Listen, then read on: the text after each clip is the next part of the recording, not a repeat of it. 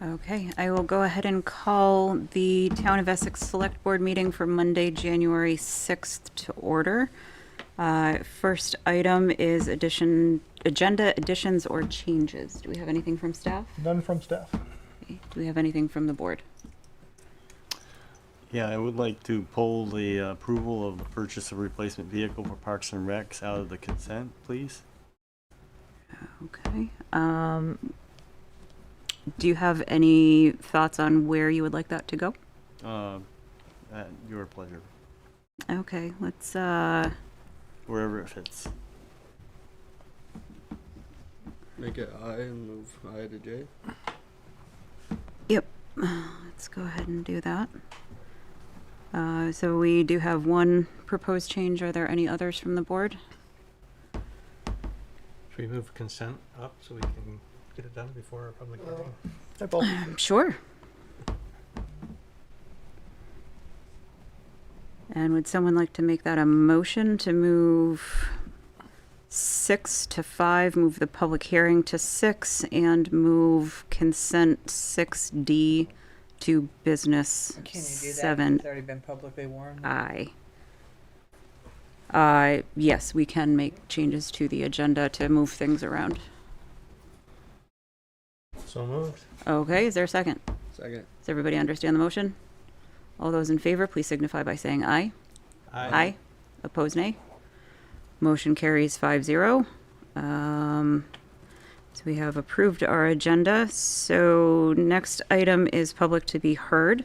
Public to be heard is the part of our agenda where the select board hears comments, input from members of the public. If you are here in the room, you can raise your virtual, or your physical hand. Got that backward. If you're online, you can raise your virtual hand by going to the, is it under reactions now? Reactions, yeah. Yes. Yeah, under more, the 3 dots, and then under reactions. Anyone for public to be heard? Ken, come on up.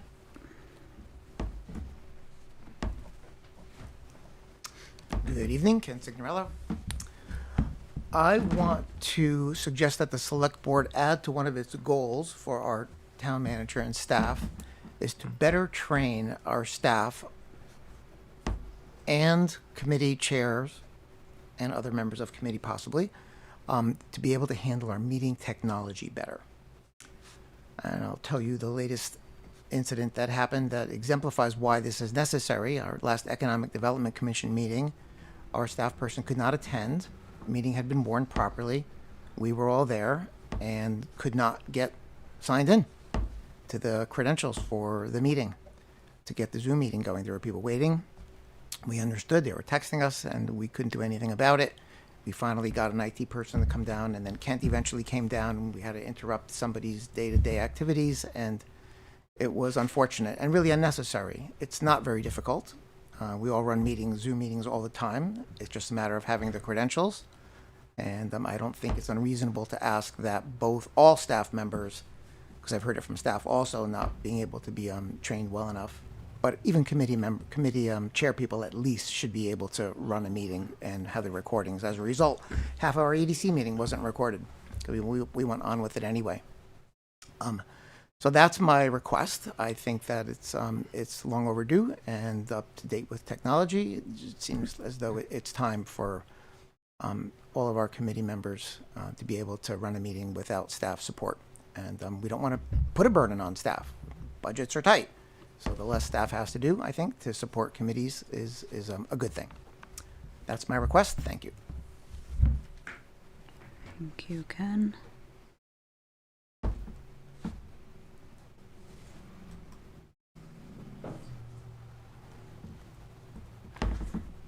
Is there, Greg, just a side note while that's in my mind, I know we're creating kind of like a quick guide how-to, if you will, for committee chairs, vice chairs. Is that something that could be added, like a quick help guide? Yeah, it's more of a staff handbook, representative handbook, I think that you're referencing. And yeah, we can make a note to include to make sure that staff has training as part of their role as staff reps to the boards and committees. Okay, thank you. Good idea. Thanks. Yep. Thank you, Ken. We did change the agenda, so we're gonna move the consent items. Next, again, we are only, yes, I move approval of the consent. A through C. Is there a second? Thank you, Kendall. Again, for items A through C, we move D to business. All those in favor, please signify by saying aye. Aye. Opposed, nay. Motion carries 5-0. Which then takes us back to our public hearing. We are at 6:35, so well played with the movement of the agenda.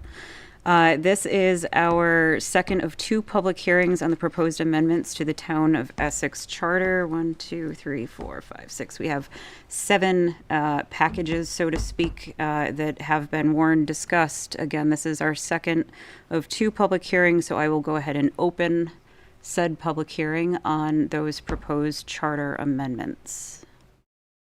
Again, if you're here in the room and you'd like to comment, give input, you can raise your physical hand. If you're online, raise your virtual hand.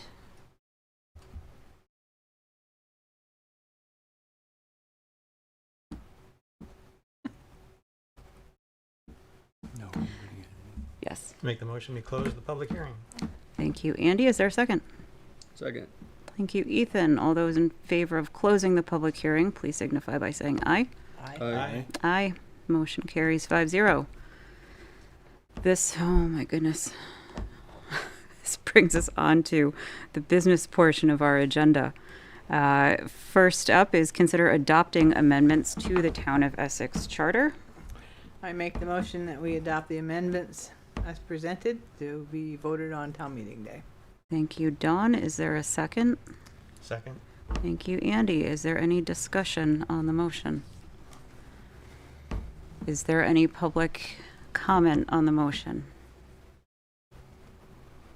Seeing none, all those in favor of adopting the amendments to town meeting day to the ballot, please signify by saying aye. Aye. Aye. Aye. Motion carries 5-0. Next up, discussion with Green Mountain Transit. Come on up. Good evening, everybody. Good evening. May I approach and provide a handout? Yes.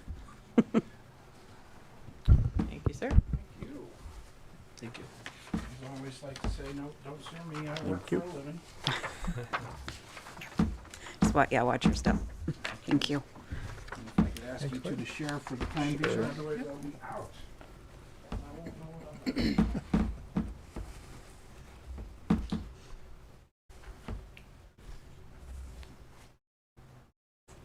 So my name is Clayton Clark. I'm the general manager for Green Mountain Transit, and with me today we have I'm Paul Boney. I'm your commissioner from Essex on the board of directors. And Paul is also our treasurer, and I very much appreciate the hard work that he does with helping manage GMT's finances. And so I thought it would be good to come and talk to you about 2 items. One is the assessments, and also the other is the potential what service may look like for the town of Essex in July. And so does that sound good to you? Yes. Okay. And so I'd like to start off with a review of the fiscal year 26 assessment, and that's what we have here. And I'm sorry that I wasn't able to prepare this in advance so that it could be given to you ahead of time. The one of the things I want to start off with is an apology about the top line number there. Looking at the total assessment increasing 29% over fiscal year 26. And I'm going to walk you through what sort of built that. And so that 29% increase is a total of $21,000. What I will say is that there's a possibility, or actually not a possibility, I expect that this is going to go down for a couple of reasons that I'll explain as we go through.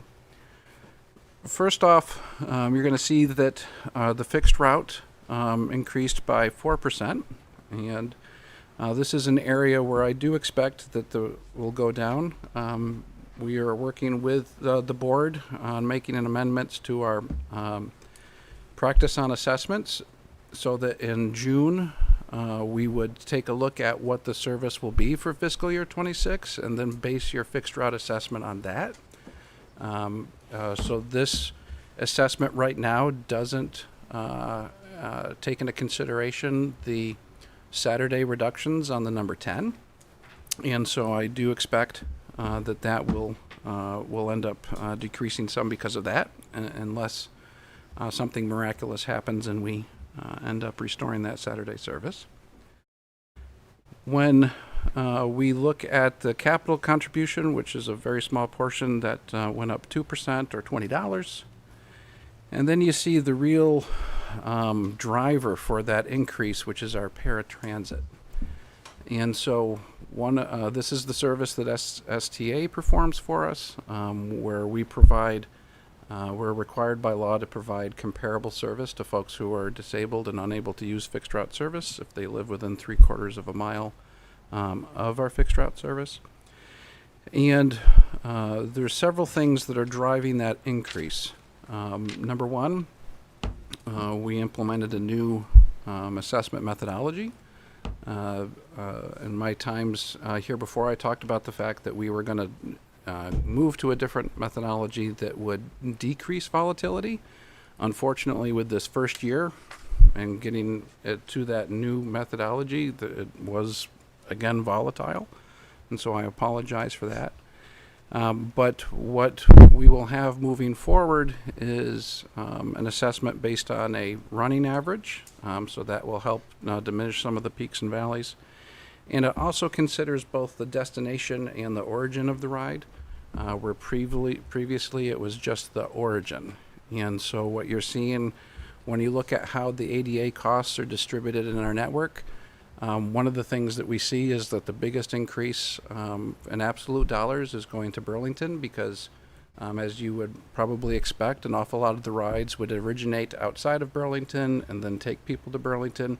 And under the old methodology, Burlington wouldn't, essentially be contributing to that ADA ride, where now that they are. The other thing that is driving this is that we have traditionally provided a 50% discount on the cost of the ADA service. And so that means that if the service costs us $2 million a year, we would only charge the municipalities $1 million, and then we would eat the other costs out of our other revenue sources. And so that was decreased, the discount was decreased from 50% to 45%. I expect that in the future years, we're probably going to need to continue to move in that direction, but we wanted to do it slowly over time so that it would have less of a budget shock. I am happy to say that we are seeing ADA costs slowing down.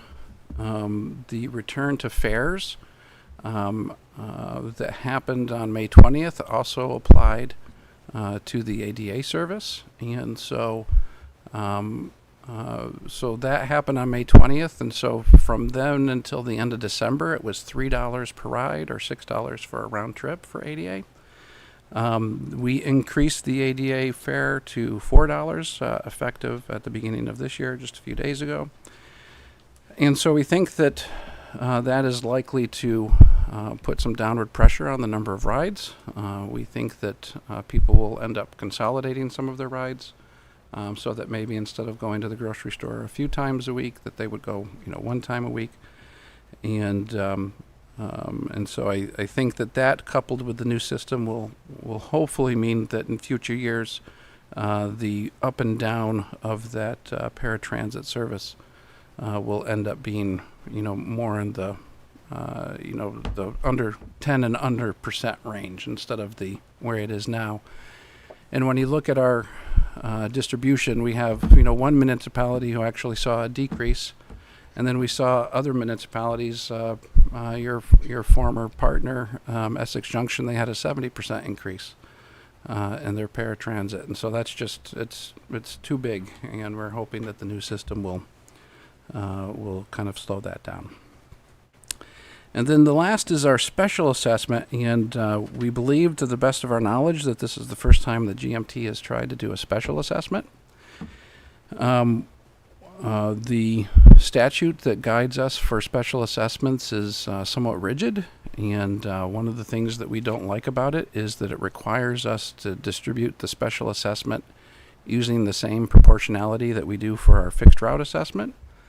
What I don't like about that is that means I'm coming into a community like yours where, we've already cut a significant amount of your service, and they're now, asking you to do an increase, and we're not allowed to sort of modify that special assessment amount community to community, based on service changes. That's one of the reasons why we decided to focus our special assessment not on service, but on items that are related to our fiscal crisis. There's 3 things specifically, which is driver buyout. There is a new assessment methodology, so that, and I'm very interested in getting your all's, and especially Greg and Karen's input on how to come up with an assessment methodology that's going to work for the future. Our current one is almost 20 years old, and I think it's certainly showing signs of age. And lastly, legislative assistance, i.e. lobbying, at the State House. We've contracted with a firm to help us navigate the session. So the thing about the special assessment is that several things have to happen before we would require you to pay it. First off, you would have to approve. And so if you introduced a motion and to pay the special assessment and it were to fail, then there would be no special assessment. And that would be not only for you, but that would be for everybody within GMT's urban. It has to be unanimous from all of the legislative bodies. The other thing that would need to happen is that we would actually need to incur those expenses. And so, for example, in order for us to offer a buyout, we would have to negotiate that buyout with our Teamsters. And if we are unable to come up with a buyout that they approve of, then we won't need that $240,000. And so the way the special assessment will work differently is that we will bill you over fiscal year 26 on when we incur those expenses. And so if we don't incur the expense, we won't actually charge you for it. We also know that at the time that we initiated the special assessment, we were thinking that we would be managing that process independently alone, which would mean that we would probably need to bring on a consultant contractor to help us manage the process. I'm very happy to report that CCRPC has agreed to partner with us, and so that they will be helping us manage that process. So I don't expect that we will need anywhere near the $50,000 to be able to do that. And so I think that covers that there, and I'm very happy to answer questions after. And then thinking about service. So I have good news and I have bad news when it comes to the number 10. The good news is that I think that the number 10 is going to survive the fiscal year 26 reductions. I think that the way things are looking right now, that it will end up either in its current format on weekdays or perhaps a modified version of it. But I will tell you that retaining it in fiscal years 27 and 28, I think is unlikely, unless there are significant changes at the State House. Our remaining gap for fiscal year 26 is a little over $1 million. Our gap in fiscal year 27 is about $3 million, and our gap in fiscal year 28 is about $4 million. And so I just want to be open with you that I think that we may have short-term good news with retaining that. But long-term, we're going to need to come up with a different pathway. One of the things that I would very much like to do is looking beyond fiscal year 26, seeing how we could potentially partner with the school. One of the things that would certainly help us is identifying additional sources of match, and if it is something that the school is in a position where they could help contribute to the finances of that route, that we would be more likely to be able to retain it. I will say that there are, looking at how things may go at the legislature, that there are things that are both positive for us and negative for us. Clearly, the election results have the legislators that I talked to were very focused on affordability. I don't believe that any of our previous asks on a dedicated funding source for public transit are likely to find any traction this year. And especially with the supermajority no longer present, and with the governor's stated opposition to new fees and taxes, I think that there's very little chance that we would be able to get a dedicated funding source that we've hoped for many years. This means that in all likelihood, our funding levels are essentially going to be determined by how much highway funds the state is willing to transfer to public transit. We are very lucky that VTrans transfers just about the highest percentage in the nation of highway funds towards public transit already, and so I think that that's going to be a challenge for us to get more from them. So that's the sort of the negative things looking at the session coming up. Something that looks positive is that because of the public meetings that we had, including a meeting right here in this room, we have much broader legislative interest than we did last session. And specifically, we have committees outside of transportation that really want to know how service reductions are going to impact the things that they care about. And so we know that the chairs of the legislative committees have not yet been set, but we've had commitments from some of the existing chairs that for human services, for healthcare, for housing, and for economic development, that they would like to hear about these so that they can see how that would impact their constituencies. I think that that will be helpful in then having those peers talk to the House and Senate Transportation Committees about the importance of public transit. And so I'm hoping that they'll be convincing. So that's my few minutes of talking at you, and now let's open it up for conversation. Board questions. Kendall? The total assessment and assessment fee? It does. Yep.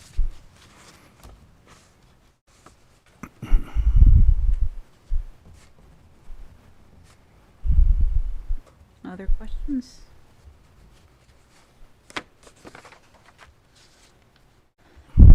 Hard time accepting the fact we don't have bus service, paying for something we don't have. Mhm. And they're actually asking for more. The special assessment, you took the 308,000 and divided it by each town to participate, or how did you come up with the Essex share? And so it uses the same proportionality that the fixed route does, so it's based on the hours of service in each community.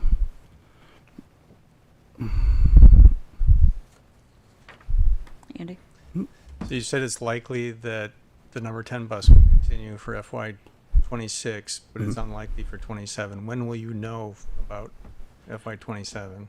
The thing that makes it challenging for us in managing this is that we probably won't know for certain until the fiscal year '27 T-bill, the transportation bill, is signed into law, which means just like 2 months before fiscal year '27 starts. Yep.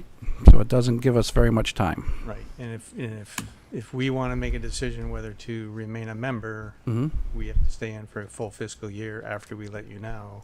Yes.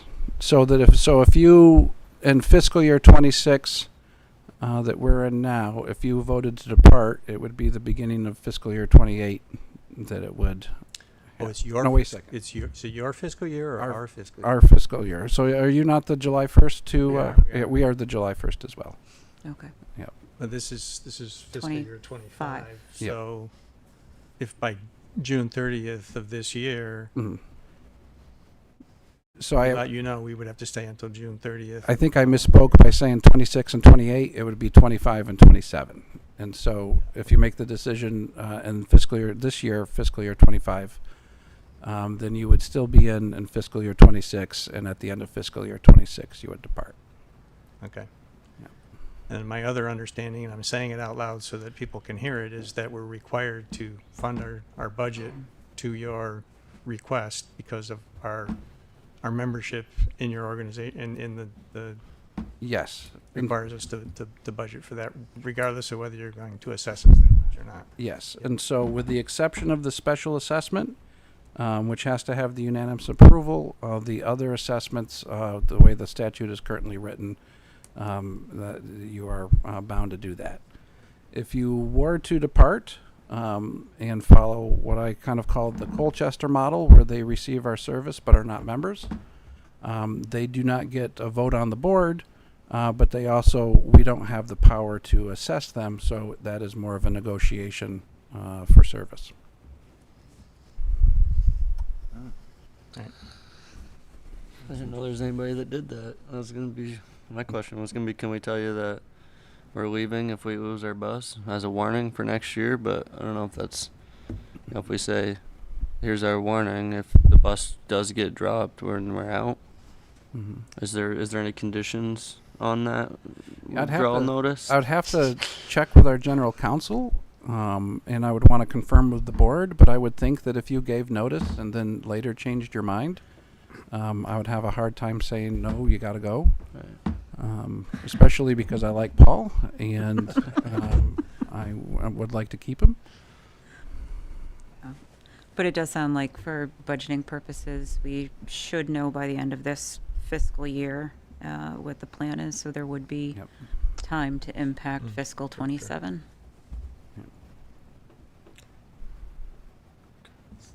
So when you were here before, when we had the meeting in here before. Yep. So the number 2 bus now is all done. We don't have number 2 anymore here. Is that correct? Oh, no, number 2 is the number 2 bus? I'm confused because one of them was going to disappear at the end of December. That was, so the Jeffersonville commuter ended, and That was the Saturday service on the 10 ended, Okay. but the number 2 hasn't had any changes yet, and those changes are going to be very minimal because that's our second most ridden. I don't know if I'm using that correctly, but we have the second most riders on that. so it's the number 10 that's going to impact the high school students who are riding from Amtrak home. Yes, yes, I know that was a big concern at that meeting. absolutely. And one of the things that is making us challenging with actually modifying the route is that because this is kind of on the outskirts of our service area, like say if we were going to modify the 10 so that it would still connect Essex to Williston, we wouldn't be able to then take that driver and put them into another route to save the money. So that's why I think that we will likely end up continuing to have the 10 with its current route around Sand Hill. Just so that you know the timing, and the board will, on January 21st, they will receive the next round of reductions that the staff is going to recommend. They will then vote on it on February 18th. And what that will do is create a prioritized list. And so what I think that you would see is that the number 10 will still be potentially slated for reduction on that prioritized list. But we believe that the funding that we will receive from the state will go down that waterfall, and that the 10 will be, retained if we get what we believe V-Trans is going to provide us. Good. So if that's not the case, if it doesn't make the cut, Yeah. do we still have to pay the 92,000? Then what would happen is that we would, I believe that the board is supportive of the plan that we're working on to have the fiscal year 26 assessments trued up in June. And so that means that the portion of it that is focused on the fixed route would certainly be, diminished. One of the things that's going to be more complicated is that the paratransit, so if we were to eliminate the 10, then the paratransit would also be eliminated. Right. And that's where we would want to have a conversation with, because these are our most vulnerable of riders. Do we want to grandfather for a certain period of time where they would still be able to receive the service before having to eliminate that? Lots of unknowns. What's that? Lots of unknowns. Yeah, it is. And to top it off, in addition to these reductions, the other item that we're going to be spending a lot of time at the State House on this session is that VTrans is very interested in kind of breaking GMT apart and having our rural service transferred to other providers. And so, we have about a third of our workforce that doesn't even know if they're going to be GMT employees, 18 months from now. And so we are, GMT is very much in a very fluid state at the moment. Do you have, and I apologize if this was asked previously, but do you have a timeline for special assessment when municipal bodies would need to? There's not. We would like to know, earlier than later, especially if the vote is going to be a no vote, because I'm protective of my time, and I hope I don't go to 9 communities and have that 9th one say no. So I would rather, if a community is going to vote no, I would rather it be earlier than later. But we hope you don't vote no. We hope you don't vote no. Well, we can't vote no tonight because that wasn't specifically warned as an action Right. item, so. Right. But if you're planning on voting no, please let us know early. Any other board questions? Kendall? The only ones you've asked for the special assessment so far are South Burlington and Essex Junction. Oh, those are the ones that have voted yes. Okay. Yeah, and so there's, we currently have 9 urban members, or municipalities. Heinsberg won't need to vote because they will be departed by fiscal year 26. So it's just that 8 that remain that need to. So we're 25% of the way there. Ethan? I just had a quick question about where you believe the methodology change in the origin of the ride as to the destination. Mm-hmm. Where are people coming to Essex in the seniors for? So my guess would be that, for example, my guess would be, I know that, for example, like I get services at Timberlane, Dental, at Essex Experience. So I think people would be coming there. I think that Essex Experience would probably be, because social, people can use this service to go to whatever they would like. And so I would think the Essex Experience would be one of the things people are going to from out of the town of Essex. Well, I haven't seen numbers, but I expect that Essex has a lesser number of destinations than, say, South Burlington or Burlington, Williston, some other municipalities. Yeah. Right, but I'm having a hard time understanding how a 5% reduction in the discount Yep. leads to a 40% increase. Because there's also been a 20% overall increase in usage. Okay. I should have mentioned that. That's a good note on there. Yeah. It's a 20% increase, so 25, and then the other 15% is believed to be because of destination. Yes.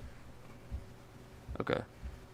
Yeah, because in my mind, somewhere's like Burlington. I don't know. I'm not sure what their increase was, but I'm sure it was astronomical because of the hospital.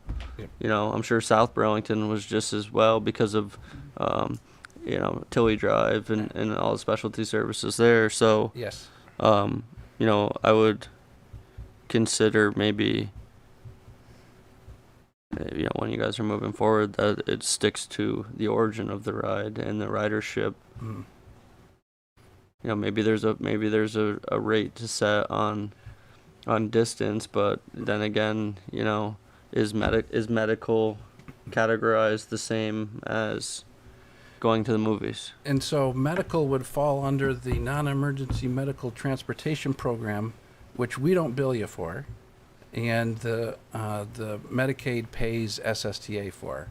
And so if somebody is, going to a medical appointment and they're on Medicaid, you all aren't paying that bill. That's free.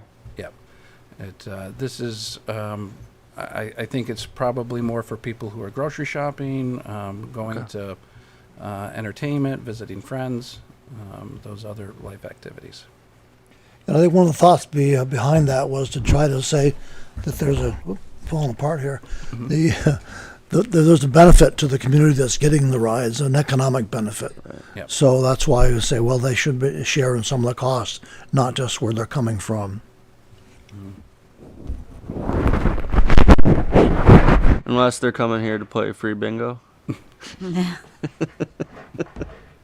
Where's the bingo at? I love bingo.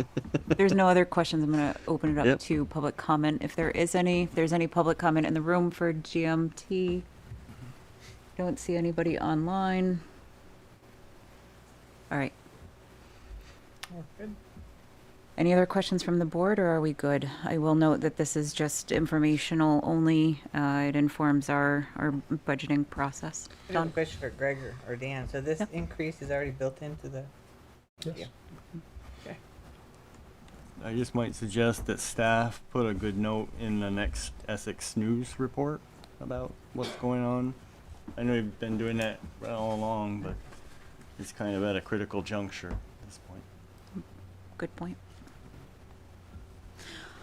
Thank you for your time. Thanks for stopping in. Thank you. I look forward to coming back with good news Sometime. sometime in the future, new services and stuff. This reductions is not the direction we want to be going in.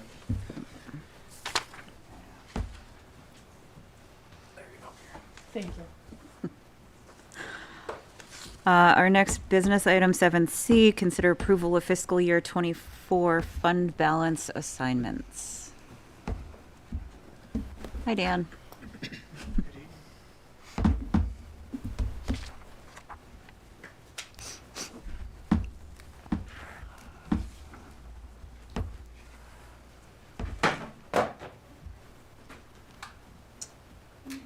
So for the board's consideration this evening is the assignment of the fund balances for fiscal year 24 audit. We have a draft of the fiscal year audit, which matches the $6,188,017 in the general fund balance. I've reviewed that audit draft, and we're pretty much in the closing touches of that audit process. So we're looking to move forward with the assignments and the restrictions on this fund balance amount. The fund balance is made up of different pieces. Non-spendable amounts are prepaid expenses and things of that nature. Restricted items are for items like the opioid funds and our reappraisal monies. And then the categories that we'll go through more in this document are the proposed assignments in this document and the unassigned amount here, which is presented as 15% of our current operating budget of $16.1 million.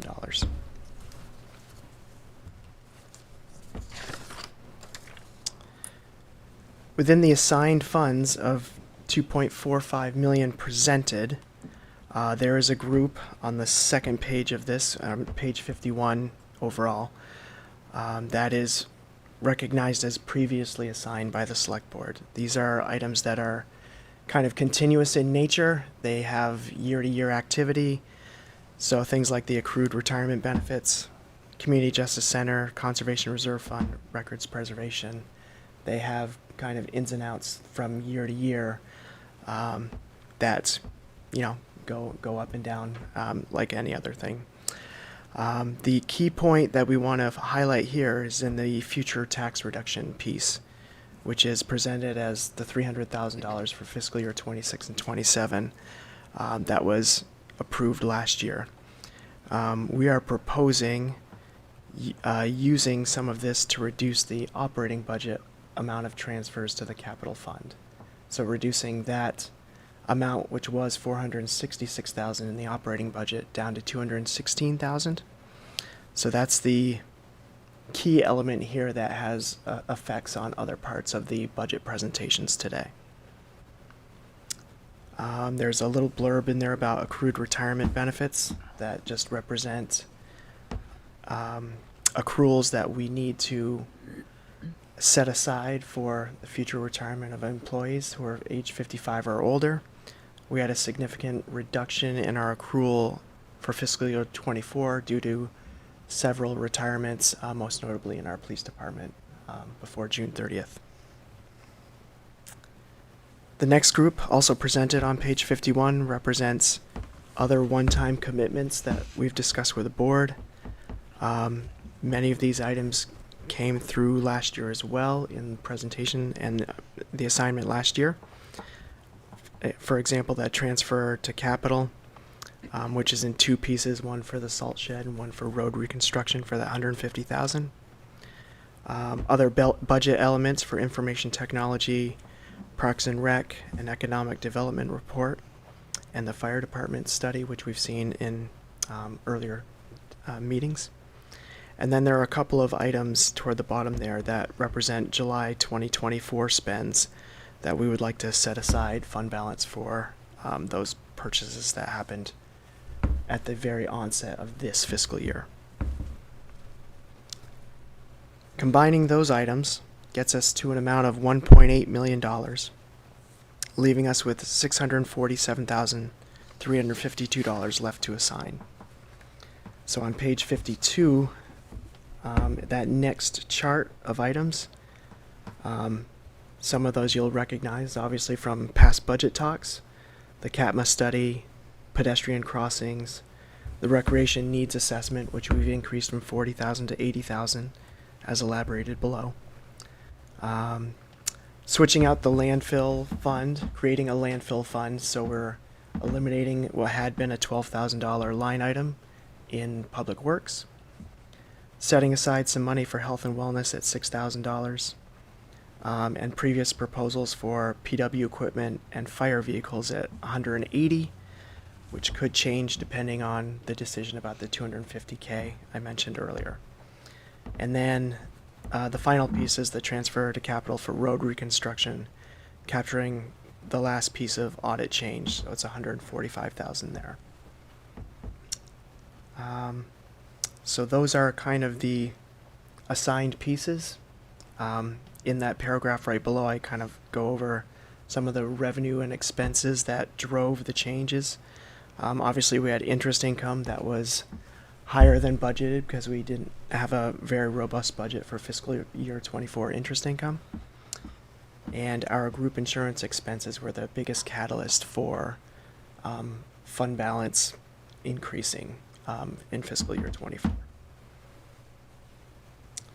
So with that, the recommendations below are to assign the fund balance amounts of $647,352 per that chart above, but also to consider reassigning $250,000 of funds previously assigned for future tax reduction to the fiscal year 26 capital budget.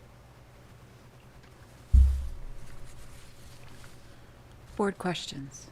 Kendall. Do you have a total number for what would go to capital? It would be the 180 plus the 250. So the 180 and the 180 there. So I would suggest adding 125,000 to each of those 180s. So making each of those numbers 305,000 to PW equipment and 305,000 to the fire vehicles. And if I can just elaborate on that, Kendall, that the 250 that we're proposing come out of the future tax reduction for those amounts that Dan just mentioned. That's because in the operating budget we had $466,000 proposed of operating transfers to capital going to those two line items. So if we reduce the capital transfers by 250 in the operating budget, that's where that 250 would go, is to basically fill that gap. Ethan. Which in turn, if we decide to go down the road of having a capital tax increase and it doesn't increase, we're going to have a $250,000 shortage for next year's operating budget. Correct. Okay. And if I can elaborate on that, we're proposing to use $250,000 of fund balance towards the operating budget in fiscal year 26. Yes. Whether that money is to just lower the use of fund balance to reduce the tax rate, we would have to make that up next year, or whether it's to, our proposal is to reduce the capital transfers, increase the capital tax. If that fails, then we would recommend next year probably increasing that operating transfer back up. So either way, we're gonna probably have to make up that $250,000. The hope is that if you increase the capital tax, you don't have to make it up from reducing the tax rate. Right. Do you track that? I know there's a lot of, Yeah, I get it, but if we leave the operating budget the way it's currently funded and we pay the full amount, right, and we find other reductions, not using fund balance, we could take fund balance and buy things like an excavator and a trailer, one-time purchase, not convoluting with transfers to capital, which wouldn't directly increase the budget for next year per capital tax failure. Right? perhaps I would disagree a tiny bit in that an excavator and a trailer would probably be coming out of capital vehicles. We would be using capital funds for that. Right. But not through the method of transferring it from the general fund. Depends where you assign it to capital. So I just have a hard time committing fund balance back to a budget that had $325,000 committed last year. Right? $325,000 was committed last year to tax reduction. Yes. There's 600 and something, that $47,352. So that money has carried over, right? Essentially speaking, you can say it any way you want. That's contributed to the $600,000 that we have this year. I see your point, and I would focus us on the reasons that Dan said. The two primary drivers for this fund balance are the fact that we had increased revenue more than we had budgeted for from How much exactly was that? our investments.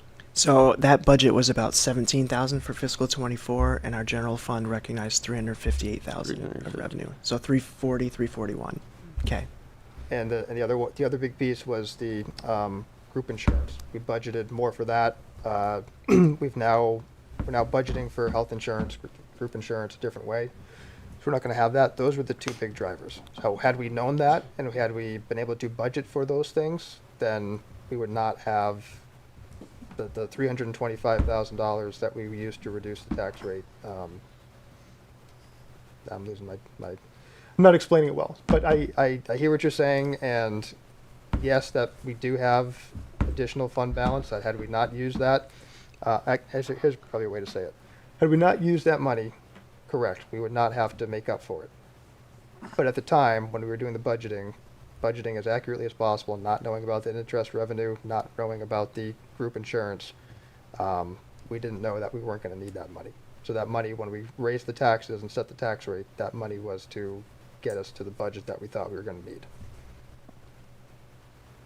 And I'm still not sure I'm explaining it well. No, I hear you. I hear you. And I hear you too. I do. I'm just hesitant to commit money to a one-time purchase, and I understand that capital can be considered as a one-time purchase, but taking it from the general fund is a method of essentially tax raising. For the town is gathering monies to commit itself to a purchase. So if we go outside of using collected tax monies to make that purchase in the methods of a transfer, and you use let's just call it balloon funds, money that we already have that's not insinuated in tax collection, come next year you're going to have a $250,000 shortage if the budget is funded perfectly like our goal is. You will have a $250,000 shortage next year, which is a 2.5% increase, roughly. So I'm just concerned about using that money in that manner. I'd rather see the budget say, okay, we're 14 million still I don't know, 16 million. Now we have that 250,000 raised by tax money. We have that $250,000 in fund balance to buy a fire truck or an excavator or whatever we need. And we're committing ourselves to knowing this is what it takes to fund the budget.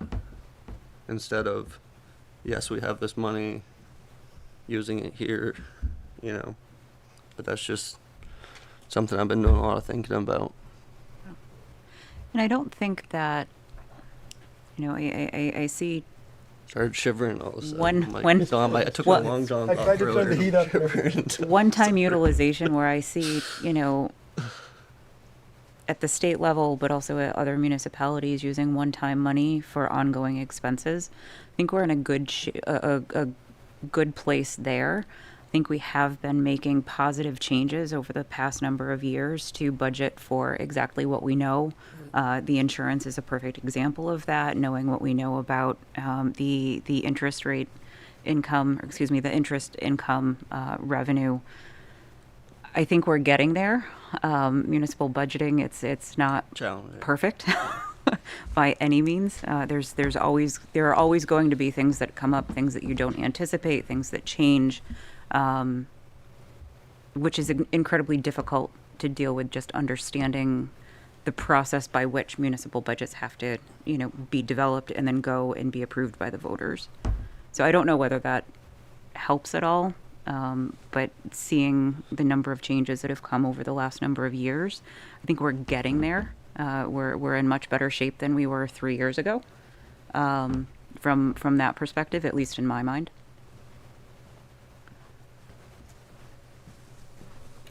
Any other thoughts, comments? I have a couple questions. Yeah.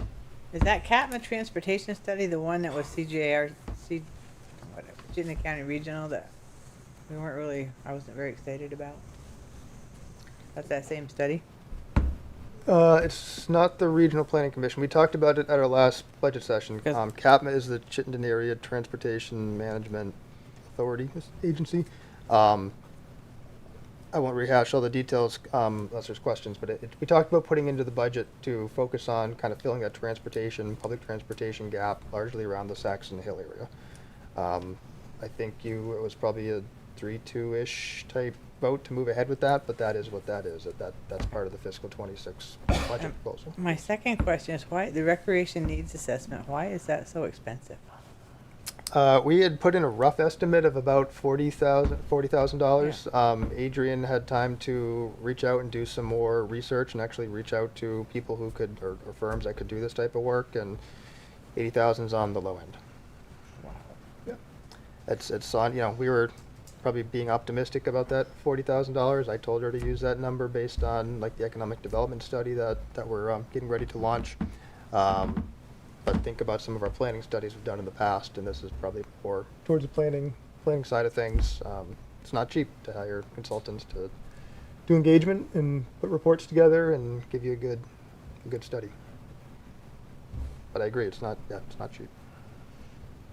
Thank you. Kendall? I have a comment, but it's not helpful. But I find it hard to believe that we can do an impact fire study for less than half of the recreation needs assessment. It seems very steep. And I know that's not helpful. Oh, okay, you're talking about the fire study that was already assigned in. Yeah, we The current- did okay. that. So, We but can- it's about half cost of the But, recreation. we can always put an RFQ or an RFP out there and say this is our budget, and we see what we get. So if you're not comfortable with spending $80,000, again, that's our best estimate at this point. But if it's more money than you want to spend, we will make do with less. And I was Kendall? gonna say, I would note that every dollar that you put towards capital pays you back with another dollar. So I'm always for putting money into the capital. Ethan, did you? Yeah, I was just curious. Under the staff recommendation, and it says staff also recommends the select board reassign $250,000 of funds previously assigned for future tax reduction to the FY26 capital budget. That's through a transfer, right? in the general fund? It would be taking that, no, it's to make up for not having that transfer. So it'd be taking that, yeah, can Yeah, correct me on the, yeah. So the this actual account. this would be essentially reducing the operating transfers from 466,000 to 216,000, and saying through this document and process, we're going to take this 250,000 and apply it to the last page of numbers here, to a capital transfer, whatever line item it might be. Okay. So which line item is that going to come off from? Is that Public Works capital transfer? 'Cause Yes. there's not many capital transfers So- in the budget itself. Yeah, so it's 123 it's is big. Everybody's 125,000. It's 125,000 from each, the Public Works area and the fire vehicle area. Okay, so Public Works would go to $195,000, or to $95,000. Yeah, excuse from me. 220. Yep. And the fire was also slated. What page is that? What was the fire at? So, actually, I think the fire one goes from 220 to 95,000. They both in they this both case. were at 220. Public Works, check. Highways, Town, line 920 is 200. 200. Yeah, Public Works is 200 to 75,000 in this case, and the fire goes from 220 to 95. But they're each $125,000 reductions for those operating transfers to capital. Okay, because the original proposed in here is 220. 220 on the highway. Yep. The original think- the okay. original proposed budget. I didn't double check it with the highlighted Yeah, sheet. and I'm not looking back to I the tried not original. to I'm kind of convolute my brain with in the that current sheet. number. Where is fire? Do you have that one? Oh, right there. the fire one is part of the So packet. fire was proposed at 305,000, and that's going to be reduced to 125,000. We had, there was, depending which version you're looking at, we originally had proposed, I think, like $550,000 of operating transfers to capital. Yeah. As part of getting the initial proposal down, we basically level funded it from last year, minus a little bit, so there was 466,000 that we proposed, and we're talking about taking, that 466 down to 214, and splitting that between the transfers for, fire and public works. Yeah, I believe the original operating transfers to capital were as high as 570,000 originally, combined with it, compared to 466. So Andy, yeah, while Ethan's looking that up, go for So, it. so the net amount that's going to capital is the same, whether we do the buy down of the tax rate with additional revenue. So Ethan, there's no difference in the amount of, we're actually putting into capital. The difference Correct. is that if you run it through the budget, Yeah. you have to do the 1% adder for human services. Mhm. So doing it this way saves $2,500. Except for the fact that you have a guaranteed from the original budget, it'd be almost 4.5%. But you're guaranteeing yourself. You have to do, An we would have increase to do next that year. if we did it the other way also. If we did it as a, if we show that 250,000 as a revenue and then did a capital transfer, we'd still have to make up that 250 either way. Right. It's a, And- there's, the real difference is really only the $2,500 you save from the human service funding. We're just using a different accounting path to get the money to the same place. I understand that, but my proposal really, but my thinking is, if you continue to fund your transfers between capital, or fund balance to capital, okay, we've historically done 200,000, 220,000. If you continue to build your budget with that 200,000 and that 220,000 this year, you say, okay, that puts us at 7% again. Okay, we're not using fund balance to pay for it. We're raising tax dollars to pay for it. Then we say, we still have that $250,000 or whatever it is, the 500,000. The idea is to keep it in the budget at $200,000. That way, we guarantee ourselves, as representatives of the town, that next year, the town is planning on funding its capital by raising tax dollars to continue to pay for it. Now, if we have $500,000 this year to buy a brand new fire truck and an excavator and a new dump truck, great. That's a bonus. But if we don't put that money in the budget, you are guaranteeing yourself a tax increase next year. You should have your tax rate set at 7%. You say we're gonna have a 7% increase, even though we have $647,000 of fund balance.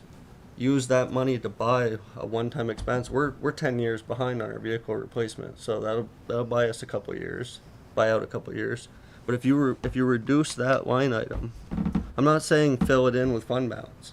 I'm saying fund that line item at $220,000 and $200,000. That way, next year when you're budgeting, if you have a perfect budget, which is our goal, right? That's our goal every year. We try so hard to get to the number.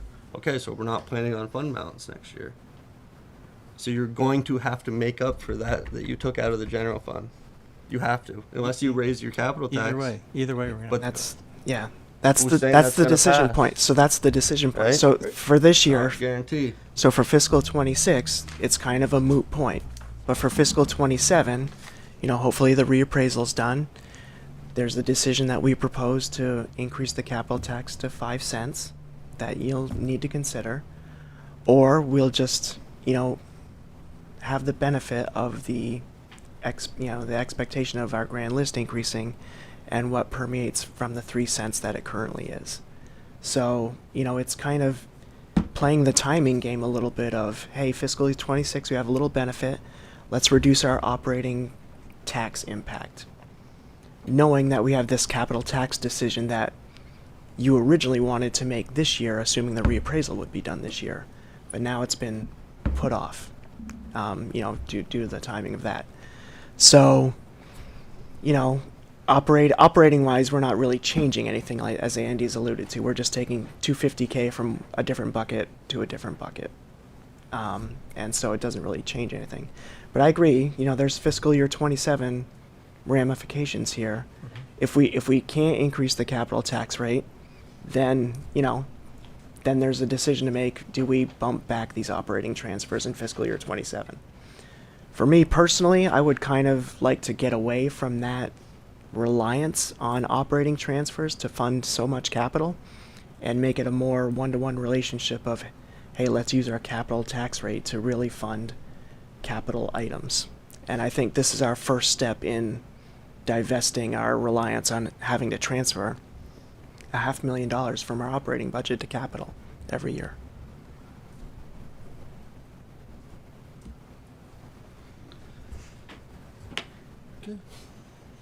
Kendall, Don? I've been on my soapbox for years. It's like, fund your capital through the capital tax. We're getting there, hopefully. Andy? I just want to say out loud that I'm in favor of the staff's proposal for fund balance assignments. Okay. Are there any other questions that we have for Dan or discussion on fund balance? If not, I'm gonna see if public has any input. Okay. Any members of the public have public comment on the 2024 fund balance assignments? Nothing online. Ken? Hello again. This is not supposed to be on there. Great.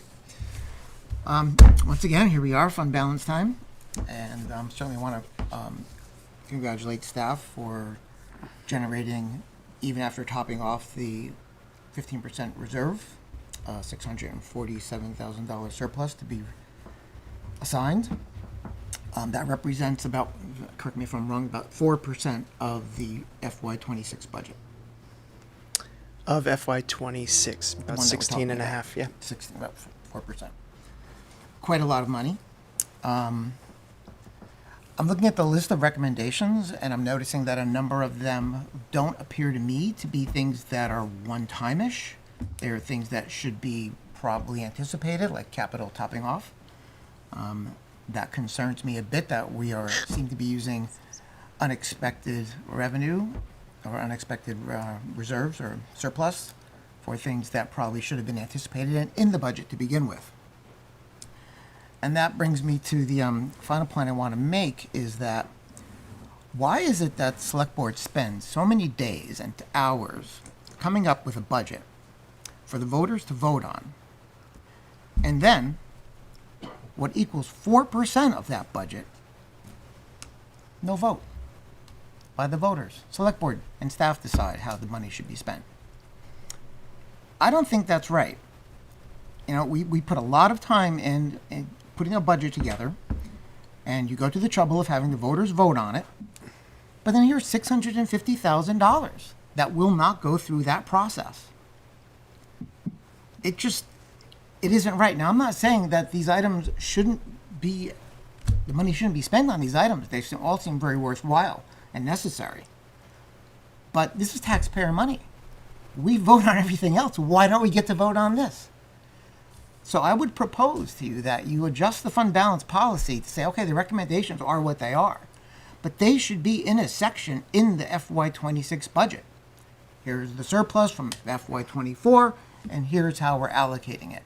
At least give the voters a chance to vote. I'm not even sure this is legal now that I think about it. I'm getting a little bit more concerned. This is year after year after year we see these surpluses. Granted, some of it wasn't anticipated. It was revenue, not lack of expenses. That's a wonderful thing. But nevertheless, the money belongs to the taxpayers.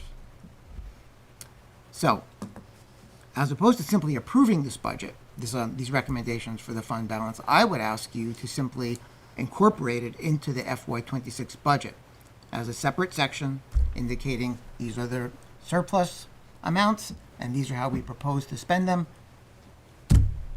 I don't think it should be a select board and staff decision without taxpayer voting. Thank you.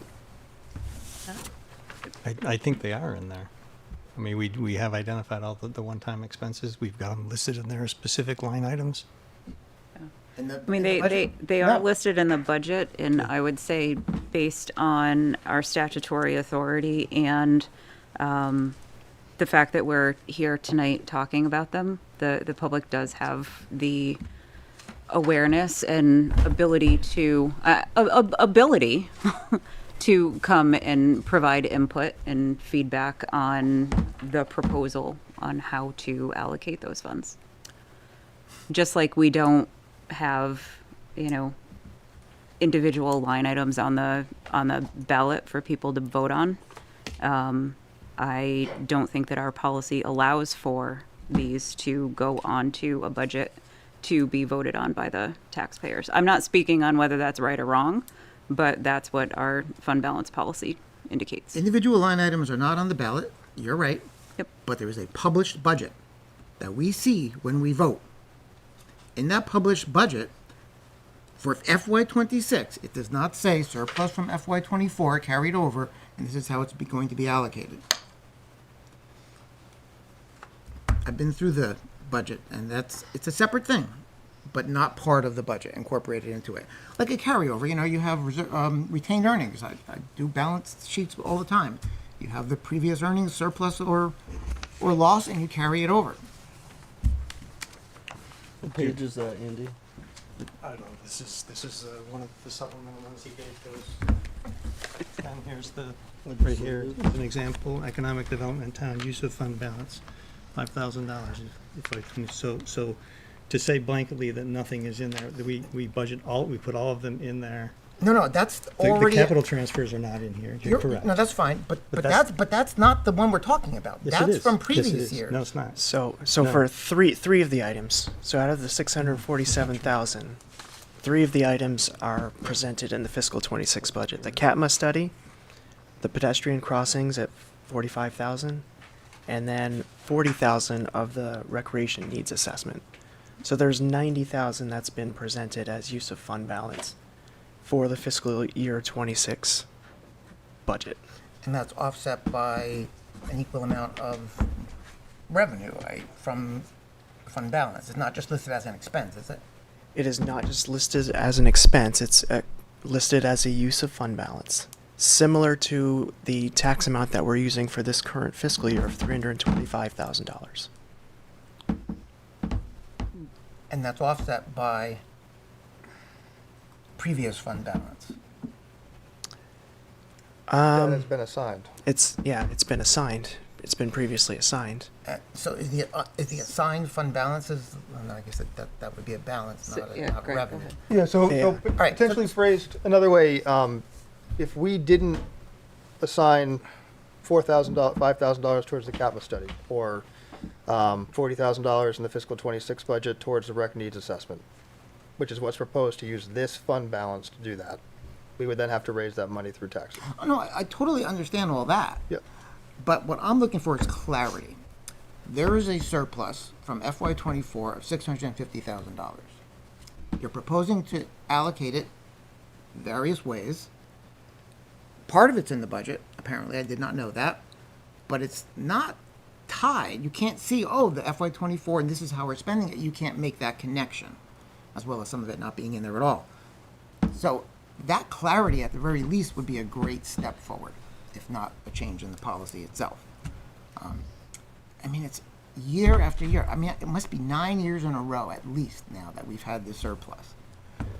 It's wonderful to have the surplus, and but at the same time, I think that, you know, with all the time and effort that is spent on budgeting, I think that the taxpayers deserve the right to say how their remaining tax dollars from FY '24 get spent. Granted, some of it is in the budget, but I couldn't figure that out. And I think that we can take that into consideration when we talk about fund balance policy and others over the, I hope you will. Thank you. thanks, Ken. Ethan? I just noticed something when we were all having that conversation, but for the committed monies, there's $300,000 specifically committed to 26 and 27. So how much is this year for reduce of tax burden? It says tax reduction. So how much is proposed for tax reduction this year? We're proposing $250,000 of tax reduction. Now, That was within, originally originally proposed, now we're still proposing to use that $250,000. That's what we're proposing to assign as capital transfers. So that's the question is if you will reassign. You asked earlier, how do you get that money to go from future tax reduction to capital? It would be reassigning it. It would say take that $250,000 of that future tax reduction and call it $250,000 transfer to capital. And that's where the Dan can probably speak to the mechanics of how you actually put it from one account to the other. But for your sake and your purposes, it's taking that account that you've assigned and reallocating it to something else. Right, but you can't allow all $300,000 to 26 because it says future year 26 and 27. So you have to save at least $1 for year 27. We're proposing $50,000 stay in there for future 50? tax reduction, probably for those one-time Okay, expenses. because that's not clear in the way it's written out when it says that the GMA, CATMA transportation study, the pedestrian crossing, the Rex need assessment. You know, those four add up to 120, 130, $142,055 that you listed out clearly. Mhm. The bottom there where it says reassign 250,000. Mhm. I don't think you can reassign assigned money. Yes, we You can. can. Yeah. It says because every time we've had this conversation before, assigned money had a place, and its place is future tax reduction.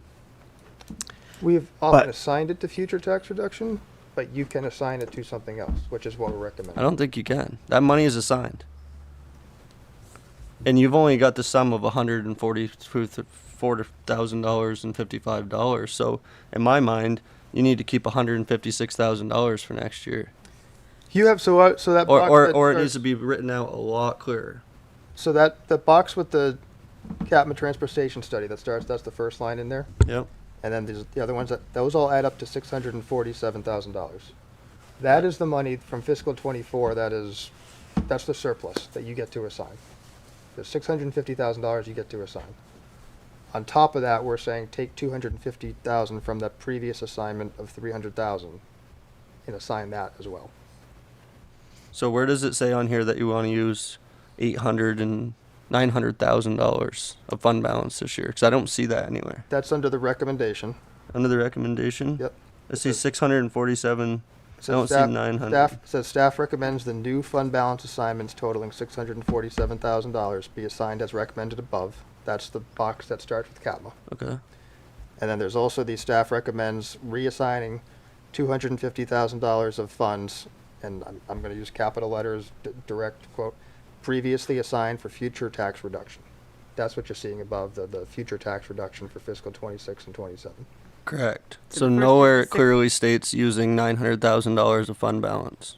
Right, because we're not. We've already previously assigned that 250, so that's not part of the 647,000 that we need to assign. It's just changing what we're assigning it to. It's I don't know. That's awful shady. That's not clear, and I think it's against policy. I'd like to see a review of that. Why would it hurt to put the number on there, $897,352? because we don't have that two. One is a initial assignment, because it's unassigned. We need to assign 647,352. So that's one question. The other question is changing how we're assigning the 250 from something that's already been assigned, future tax reduction, to moving that to capital. So it's basically saying, hey, I'm going to set this money aside for a down payment on a new car. Thinking personal budget, that's how I make things make sense. If you put it But in the instead of that, transfers, yes. my boiler, had an issue. So I'm going to change that from a new car to a boiler. Correct. But transfer between funds, lines 920, those are tax reductions. That can be used for that. That's not how it's being used. The money is being taken from that and put directly into capital, which is not how it was assigned. And I'll argue that to a legal standpoint. I don't think I'm. The money, I'm the understanding. $250,000 is proposed to just be taken and put into capital. It's not proposed to be put into the general fund budget to be used as a transfer to capital, which is what it was allotted to, was tax reduction. Moving that $250,000 directly to capital is not tax reduction. That's not the commitment that the money was used for. That's I was the basis on the of the select board. request for reassignment. Yeah, that's what we're talking about, asking if that's what we want to do instead of tax reduction, to put it toward capital. But every other year we've had this conversation was the money is not touchable because a previous select board committed the money. So why this year is it different? You told me that when I first got on the select board. Previous select, we can't constrain a future select board. Right. You can't. So none of those assignments matter then. We can change every one of them. We could change every one of the ones that we've assigned. We cannot change the ones that are restricted. Right. Correct. Like non-spendable and restricted, Can't- those are the ones you can't touch. Assigned, unassigned, we can discuss all night. So there's $1.5 million that can be reassigned tonight. Yeah. Perfect. I would actually Well, disagree with that a little that's- bit. No, because the economic development, there's committed funds. Within those assigned, there's stuff that's committed. And What's the difference? The difference legally. is- the difference is- I'm asking legally here Yep. because I believe that there's a So in the serious case, discrepancy here. so the assigned, I'm pulling up, I've got the policy, the fund balance policy. Assigned fund balance comprises amounts intended to be used by the government for specific purposes. Intent will be expressed by a vote of the select board. For governmental types other than the general fund, this is the residual amount within the fund that is not restricted or committed. But there's also a committed fund balance. Committed fund balances can be used for purposes pursuant to constraints imposed by a formal action by the voters, the town of Essex's highest level of decision-making authority. This formal action is the approval of articles at the annual or special town meeting. So for instance, I won't read the whole thing unless you really want me to. But for instance, that's the Conservation Reserve Fund. Voters have said money that goes into the Conservation Reserve Fund is supposed to be in the Conservation Reserve Fund. So that's where I would say when there's $80,000 in the Conservation Reserve Fund, you should not be reallocating that by a vote of the select board. And we can probably Okay. better identify what is committed and what is assigned. But stuff like economic development, the EBPA funds. There's restrictions when that was given to the town. There's restrictions on how that can be used. Accrued retirement benefits. That's an accounting thing and auditing thing. That's for retirement. Records preservation. That's money we collect. So these are all committed, and so we can better clarify what's committed. But did Out of that list, what I would say, sorry, I'll just finish this up. Yeah. Out of that list, that I would say you could reassign is the future tax reduction, 300,000, because we've already applied the fiscal 25 tax reduction. Right, but if you go back up to the top about the legislative body making a commitment on behalf of the vote of the town. Of what I was just reading, the policy. Yep. Yep. We're a legislative body making a decision on behalf of the town. So whether the town votes on it, which is what a member of the public just asked, that we should have the town vote on it, but we don't. So we represent the town in our legislative body, For the assigned. in which we committed that money. Yeah. Let me. Maybe it's helpful if I share the screen here.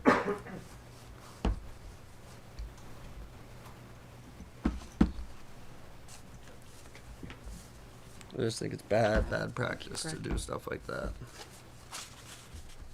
But I'm only one vote, so if there's consent to vote on this today, and So Do as- committed as fund balance wished. can only be used for purposes pursuant to constraints imposed by formal action by the voters.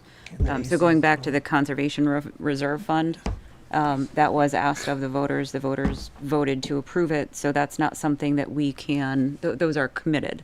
So it's not something that we can change. But the assigned, that did not rise to that level. It doesn't go to that level. So we have the authority to move those as we see fit. Does that make more sense, less sense? The other option is we could look at just the assignment of unassigned, the 647, and we could save the 250. I'm calling it the redirection. I hope everybody is okay with that. We could save that until our next meeting if we want to think and look into that some more.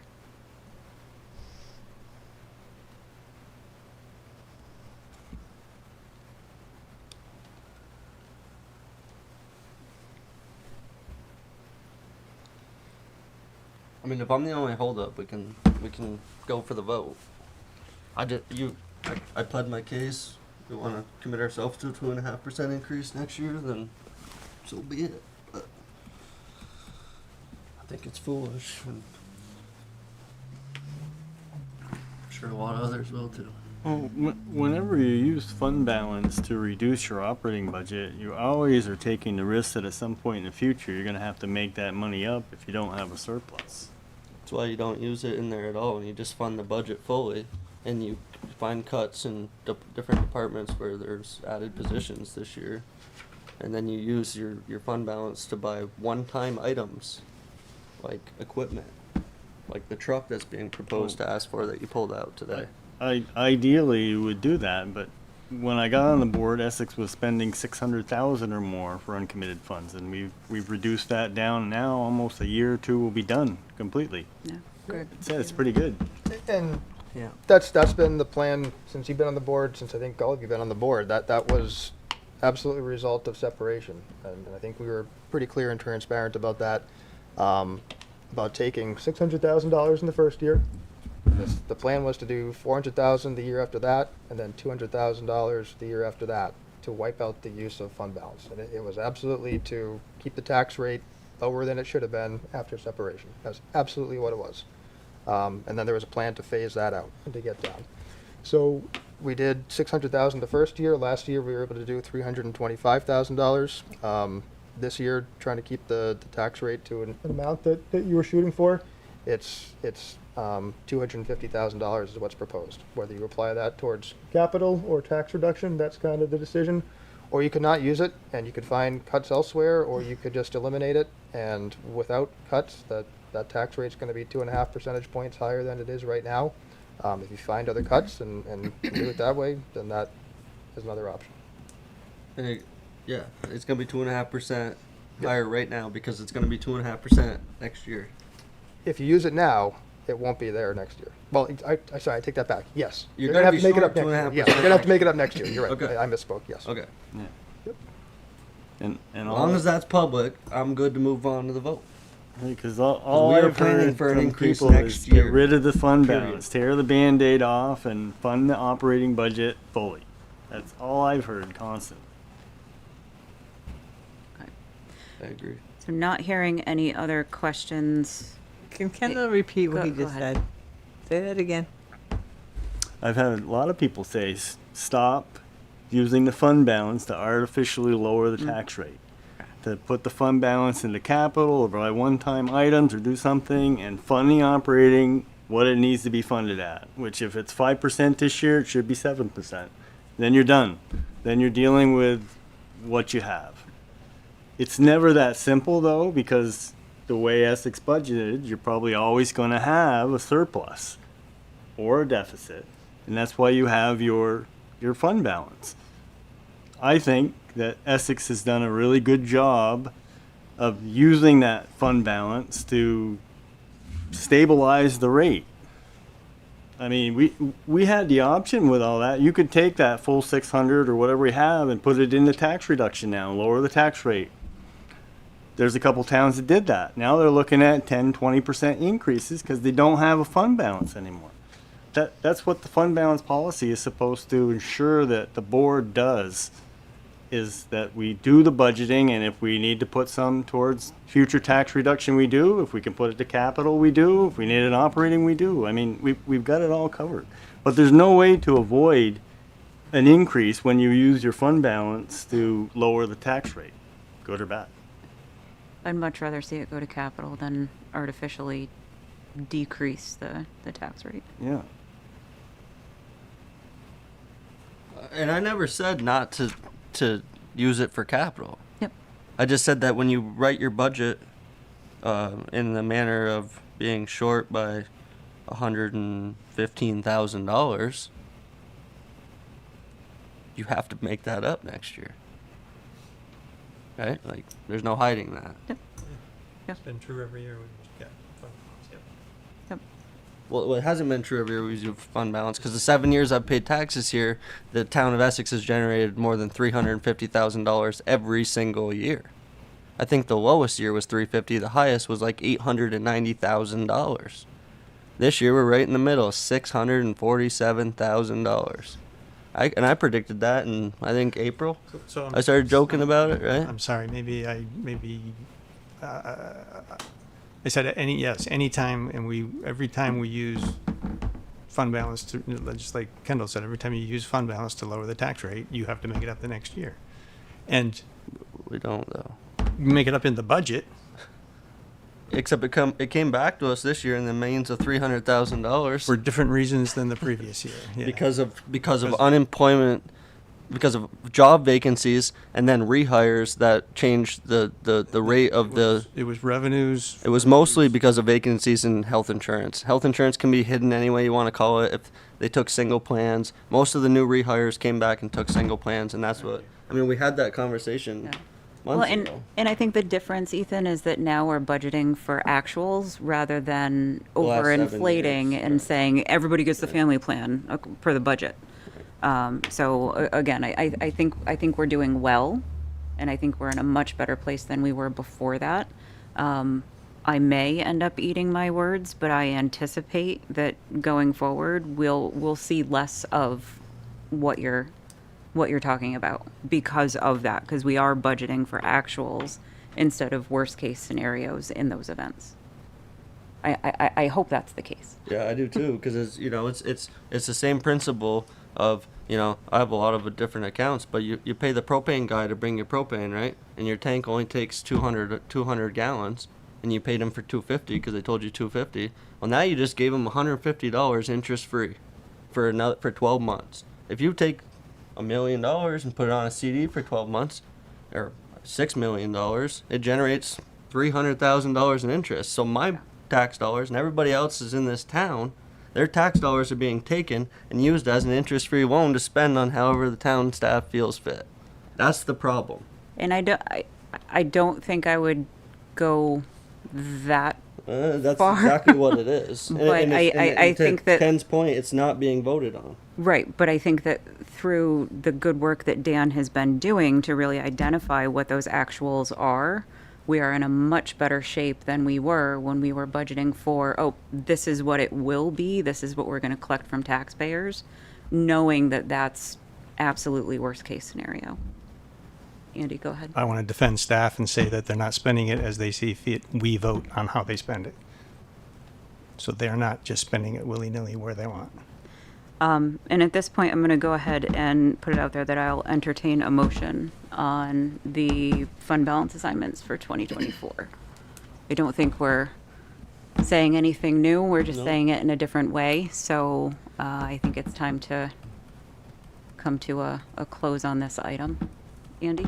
I move that the select board approve new fund balance assignments totaling $647,352 as recommended by staff. Thank you, Andy. Is there a second? Second. Thank you, Andy. Thank you, Dawn. Any final discussion? Anything new? All those in favor, please signify by saying aye. Aye. Aye. Opposed, nay. Nay.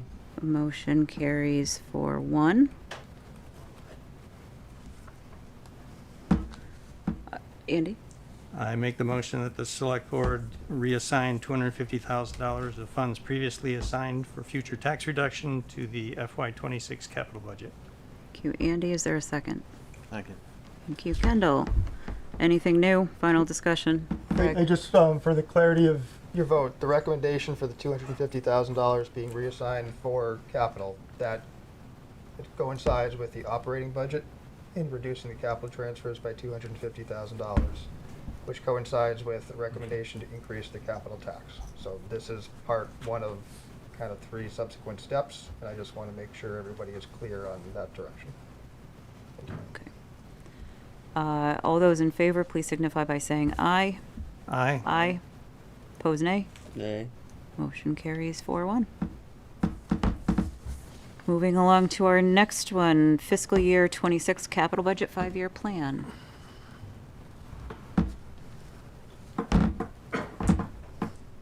All right.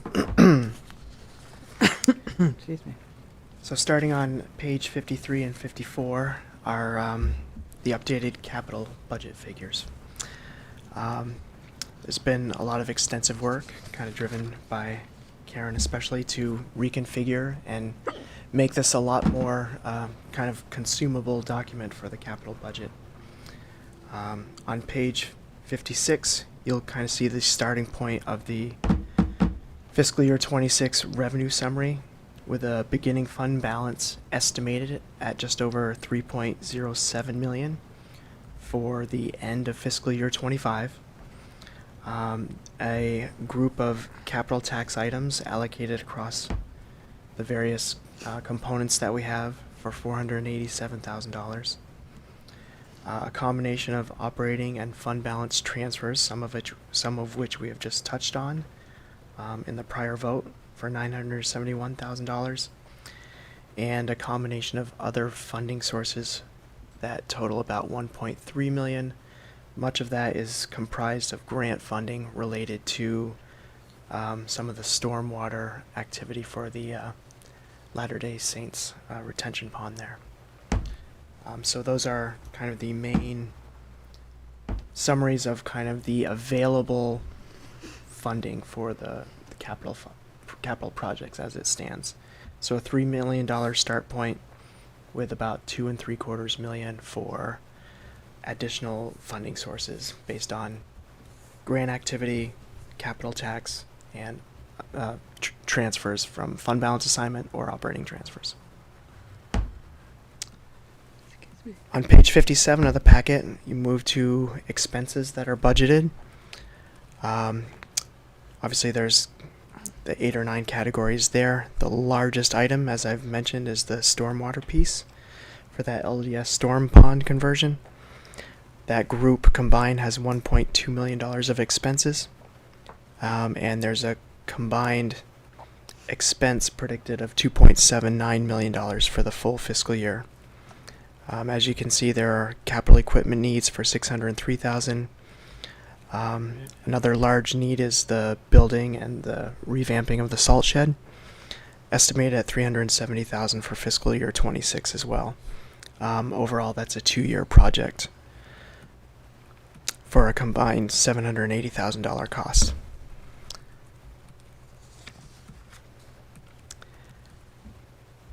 Moving on, kind of in this report, there are summaries of the individual groups, kind of on their standalone basis, in a way trying to present this more easily, rather than having one large spreadsheet, and to piece this out over the next 5 years.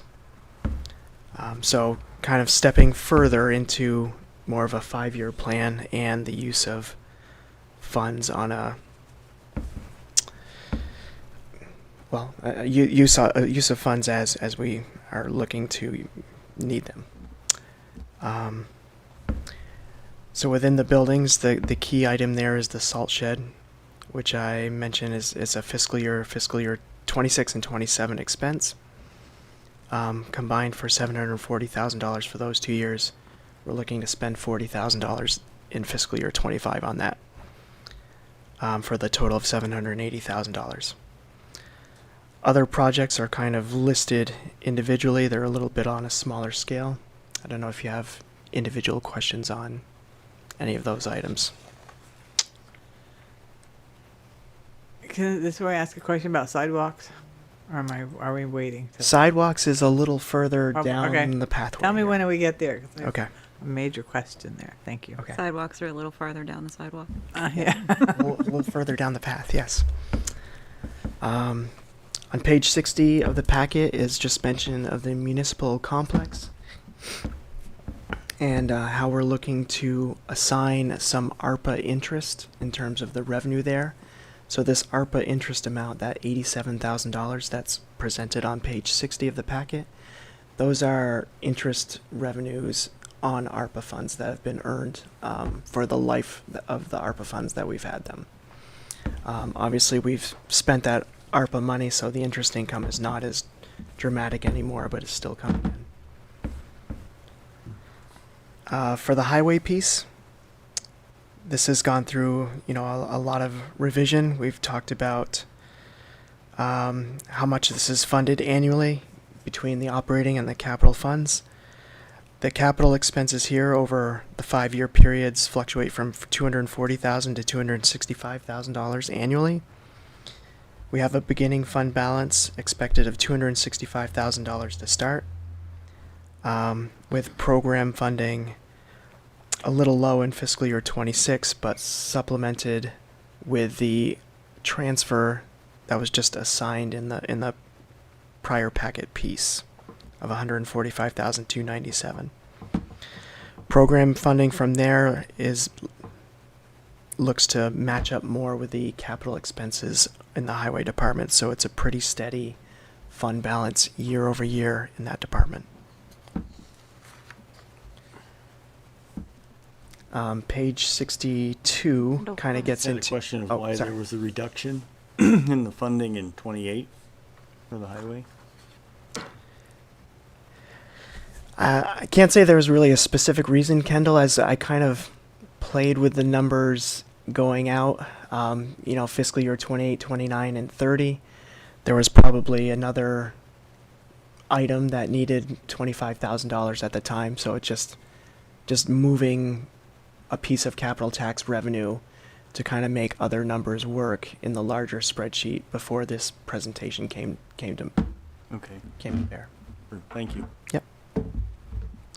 Certainly something that's, could be bumped up again.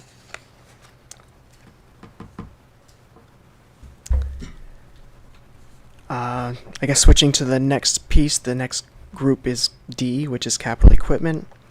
This touches a lot on our public works and our fire department amounts, with some description of specific items on page 63. These are the areas that we've highlighted before as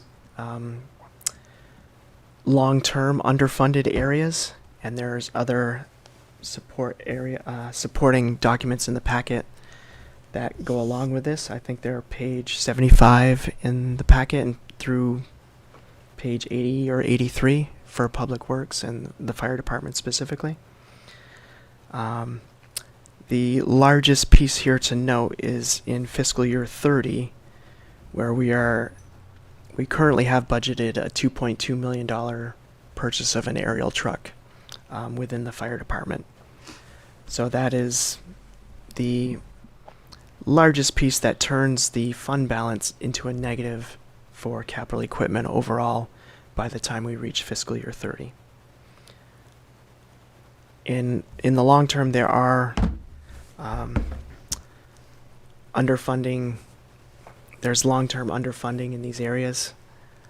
We've kind of identified the amounts that we feel should be set aside in each fiscal year for the long-term replacement of capital items in both fire equipment, fire vehicles, and PW equipment.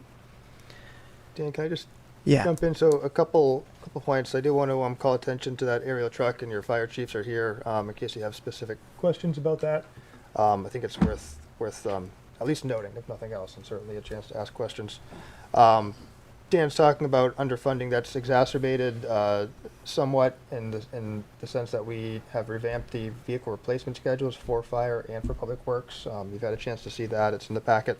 But trying to get these vehicles on a shorter replacement schedule so that we have less repair and maintenance costs. It was one of your goals for the past year to update the replacement schedules for these vehicles. So that is shown in the capital budget here, and that means requirement for more money up front in capital.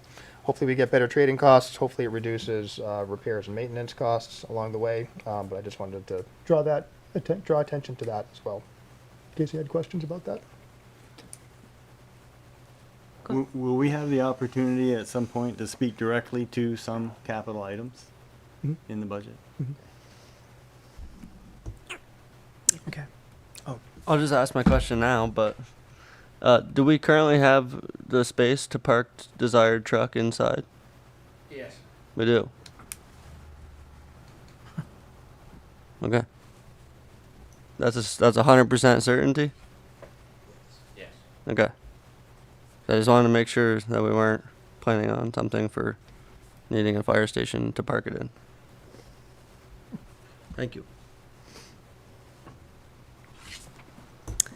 So on page 65 of the packet is the more granular detail of the fiscal year 26 through 30 capital equipment purchases that are planned. Obviously, there's public works, there's fire department, and there are other smaller pieces for minor equipment for fire department, for the police department, parks vehicle and equipment, and senior vans. The next piece of this is for parks. This relates to the variety of parks, obviously, that the town has. The fund balance here starts at $510,000, estimated for the beginning of fiscal year 26. You see, we have program funding set aside from the capital tax of about $30,000 annually. The expenditures that are listed, there's a park asset replacement plan and anticipated expenses related to the Indian Brook Dam that we are expecting in the near term as the largest expenses in this area.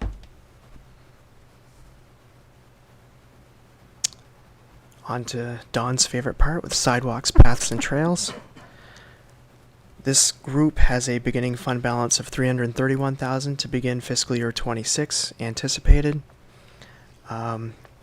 We have the largest expense relating to Route 15 sidewalk for Athens Drive to the Cirque. That is helped with other funding in terms of grant funding, which is also reflected in fiscal year 27. So that piece is the largest piece showing up in fiscal year 28 as an expenditure in this category. I don't know if you want to ask your Okay. question. You can, yeah. Who came up with the bright idea of building a sidewalk from the Cirque to the mini golf when there's not a single other building there, and you can't stop at the end of the Cirque, get out of your car, and walk down the sidewalk? Therefore, why wouldn't the one that you want to build from Athens to the Cirque would go right past the mini golf? So why do you need two? Don, I'll try to answer I'm that. sorry, No, but no, I'm I'll just, no, it's, and I'm trying to remember, and because we had done some scoping studies on this, I want to say, and I'm not 100%, but my recollection is basically, there's a multi-use path that runs up the road here. It goes up into the village, and it dead ends around, is it Fairview, I think it is? Yeah. Where the stormwater path is. There might need to be a crosswalk to get over to the proposed one between the mini golf and the circ area, somewhere along that way. There's a lot of ledge on the east side of the road, which makes it difficult. I can't remember if that's exactly why it's on there. what I don't, but that's fine. You could come from Athens on the other side. Right. Why do you want to go from the end of the circ, that little short spot from the end of the circ to the mini golf? Mhm. There's no, you can't cross those two lanes, the entrance to the circ and the exit from the circ, and get onto that sidewalk. I can't remember. I'm saying, I'm- there's something that doesn't look Yeah, right there. I'm guessing, and I'm sorry I don't have it right in front of me. We'll have to track it down. We do have a path, bike and pedestrian study from 10 years ago. ComDev and Kent are working on replacing, or we're not replacing it, but revamping it and revisiting that right now, especially now that we've separated from Essex Junction. So it's possible that's going to be different, but that corridor is an area that we've identified as an area of need. We Right. see people walking there in the dark sometimes. It's scary. Well, and I understand that, but I'm just saying, why are you just can't get that piece of sidewalk. You can't get to it, I don't believe. I'm going to have to get I don't know, I'm back just- to you on the exact reasons. Chief has his hand up, Tracy. I'm just curious. Chief, come on up. I'm just wondering if the small piece from the circ to the mini golf. Okay, yeah, come on, just so is folks for the online, if they're there. section on the McDonald's side going across, and then the path from Athens would complete it, because there is a lot of pedestrian traffic that comes from McDonald's where the path is, that walk across that bridge, and we see them going down Route 15 past the Lang Farm, and then they cross over. So I'm wondering if that's, without having spoken to Public Works, it may be that. Don, I'll have to get the. Okay, follow-up I mean, studies. and it makes sense, but it just, I would make it all one project and not two, I guess. Okay, if you would check, I just, Yeah, it's a good question. thank you, Chief. Kendall? Since we're on sidewalks, in the I didn't do it on purpose. Public Works major equipment, I think we should eliminate the replacement of the sidewalk plow for $174,000. And I really think the town should look into contracting out all their sidewalk maintenance. The cost that Aaron provided, you can probably do your sidewalks for that one-time cost every year and save personnel and augment your highway department. So I just would put that out there, that should really be looked into. You're only doing 25% of your sidewalks right now anyway, and those things are really expensive. And it isn't just the cost of the sidewalk plow, it's also the cost of the personnel and the time and everything to run those. And with what you've got right now, like I said, you're only doing 25% of your sidewalks. I think it would be a very good exercise to look at eliminating the sidewalk plows and contracting them out.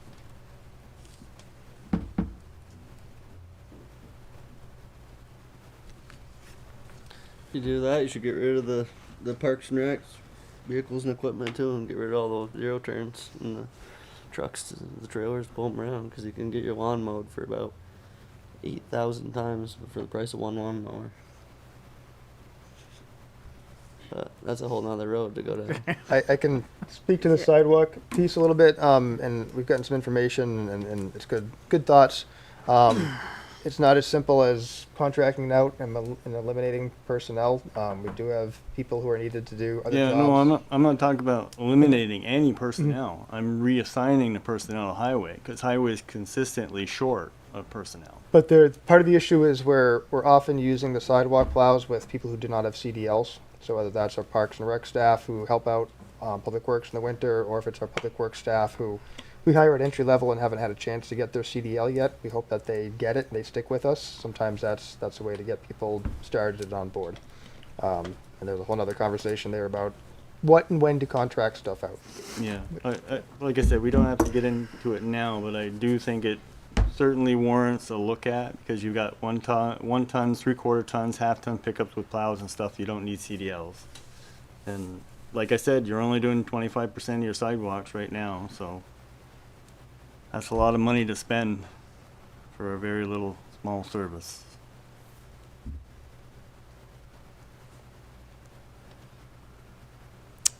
All right. On page 69 is the start of the stormwater summary. This has a lot of activity based on the LDS stormwater conversion, which I mentioned earlier, and a project at Osgood Hill Road for culvert replacements. Those will involve grant revenues and matching. Beginning fund balance of $416,000 proposed to start fiscal year 26, but then this amount does descend into the red a little bit by about $100,000 by fiscal year 30 in this version of the 5-year plan.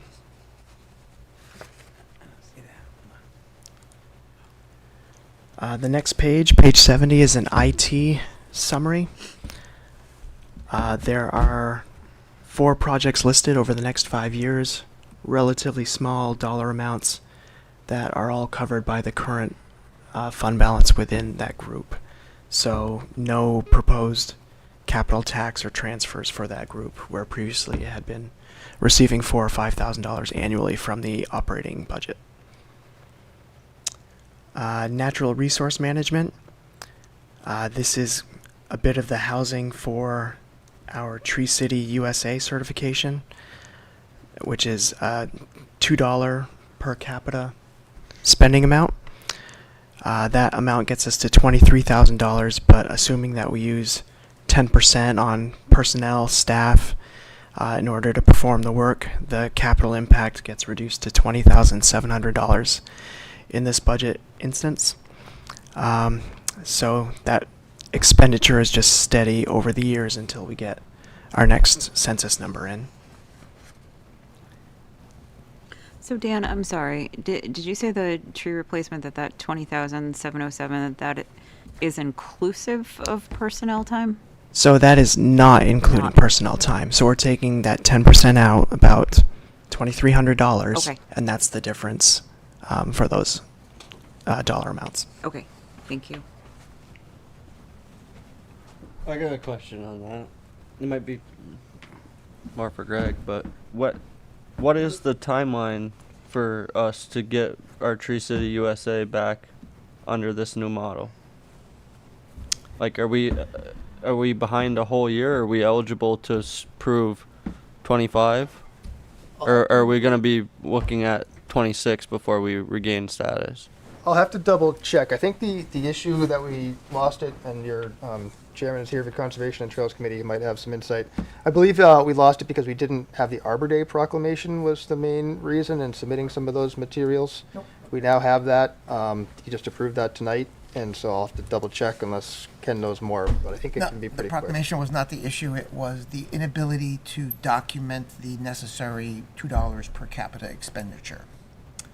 In the transition between Darren and Kent, we kind of lost track of how we were doing that. We're not even sure how Darren did it, actually. He made the application. But to answer your question directly, we are going to be reviewing the application at our next meeting. So we'll be putting that in. That will be for Next year. 2025. Right. Or 2025, but Which we're in now, Yeah, technically yeah. speaking. So I think we've got a line. The proclamation is in your packet. Please approve that. Already did. We've been doing a much better job in keeping track of both volunteer hours and staff hours. I'm very happy about that. I think we're going to be good to go. okay. Thanks, Ken. And just really quick, but I know we're doing proposed, but so like we're okay for 25 for these same numbers. I believe that we had $24,000. So fiscal year 25, we had proposed expenses of $23,000 in line with the $2 per capita. I haven't reviewed the amount of expenses in fiscal 25 yet, Okay. but I believe that we're on a much better path to Okay. spend that amount than we were in fiscal 24. And we can add in volunteer hours as a value we can add to it. And we have a lot of volunteer hours, so we should be able to top it off. I'm not too concerned about it. Okay. Close on the real dollars, I think we'll be fine. thank you for that information.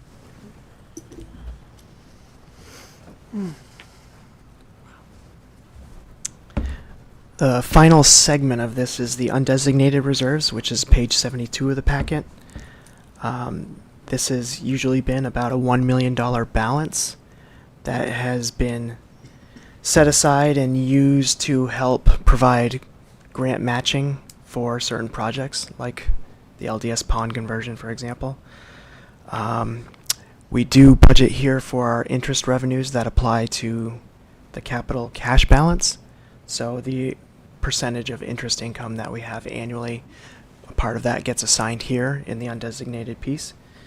So in the outgoing years, we have $75,000 budgeted for revenue for fiscal 27 through 30.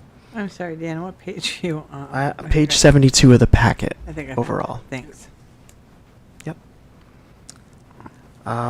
As you see, there's transfers out for kind of various items that are listed down below. So, for example, $50,000 in fiscal year 26 to help provide some cost coverage for the salt shed, and $20,000 for future water tower improvements, as an example.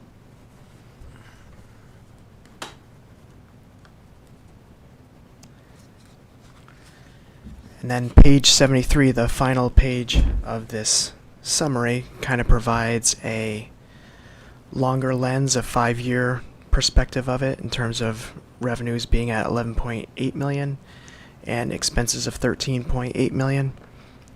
Taking that original fund balance of just over 3.07 million down to about 1.1 million over the course of the 5 years of the fund.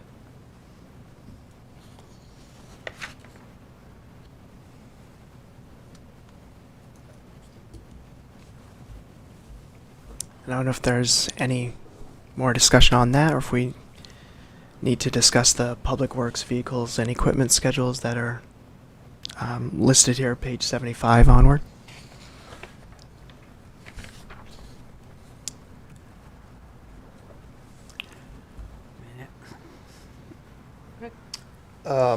If there's nothing specific, and please do ask questions, I'll just fill the silence here. But kudos and compliments to Karen for revamping the presentation. Hopefully it's a lot easier to read and digest than the giant spreadsheet we've used in the past. It is a new format. It is the first time you see it, so definitely open to feedback as to how you like it, how it could be improved. We've talked about trying to spend the coming months and then having an even better presentation for you next year as far as how it looks and how to track it and follow it. But I think it's a major upgrade from what we had in the past, and again, thanks to Karen for making that happen. I would say it's great, but I would like to see what we would need as a capital tax to fund it. And I would note that, looking to end your fund balance at about $1 million in fiscal year 30 is really, that's too low. That's not much for capital. You have any kind of an emergency, you'll eat that up quick. But we're going to talk about the capital tax, so maybe it won't be an issue. Can I ask a clarifying question to that? This is what we can afford at the 3-cent capital tax, right? Yes, it's built off the 3 cents. Okay. Yeah, it does incorporate changes after reappraisal, Right. but it's based on 3 cents. Okay. I I just want to make sure I understood that, because I was like, Yeah. we're not planning on 6 cents or. No, some I don't know if we'll call it good news, but positive for the capital tax. We got our CLA numbers back from the state on Thursday or Friday of last week. We were at, I think it was 69% a year ago. We're now at 55%, so our 54%, 0.83. So our CLA is way off and way down. When we go through reappraisal and we get back up around 100%, that will generate more revenue on the existing capital tax. And those projections are in the packet. That's on page 87 of the packet. Dan put together some projections of where that will take us. And it'll lower school tax too, by a lot. No, God, we're gonna be 16% this year if we're down to 40. not necessarily. That piece, it's factor in the statewide thing, and it's at 75%, I think is what the state had told us it would COA. be at. Yeah, I think that's in the packet, actually, in the What did you reading say the file. new number was? It's at the very end of your reading file. The common level of appraisal is, for Essex, is 54.83%. When you do the statewide adjustment, applied to the tax rates, it's gonna be 75.77%.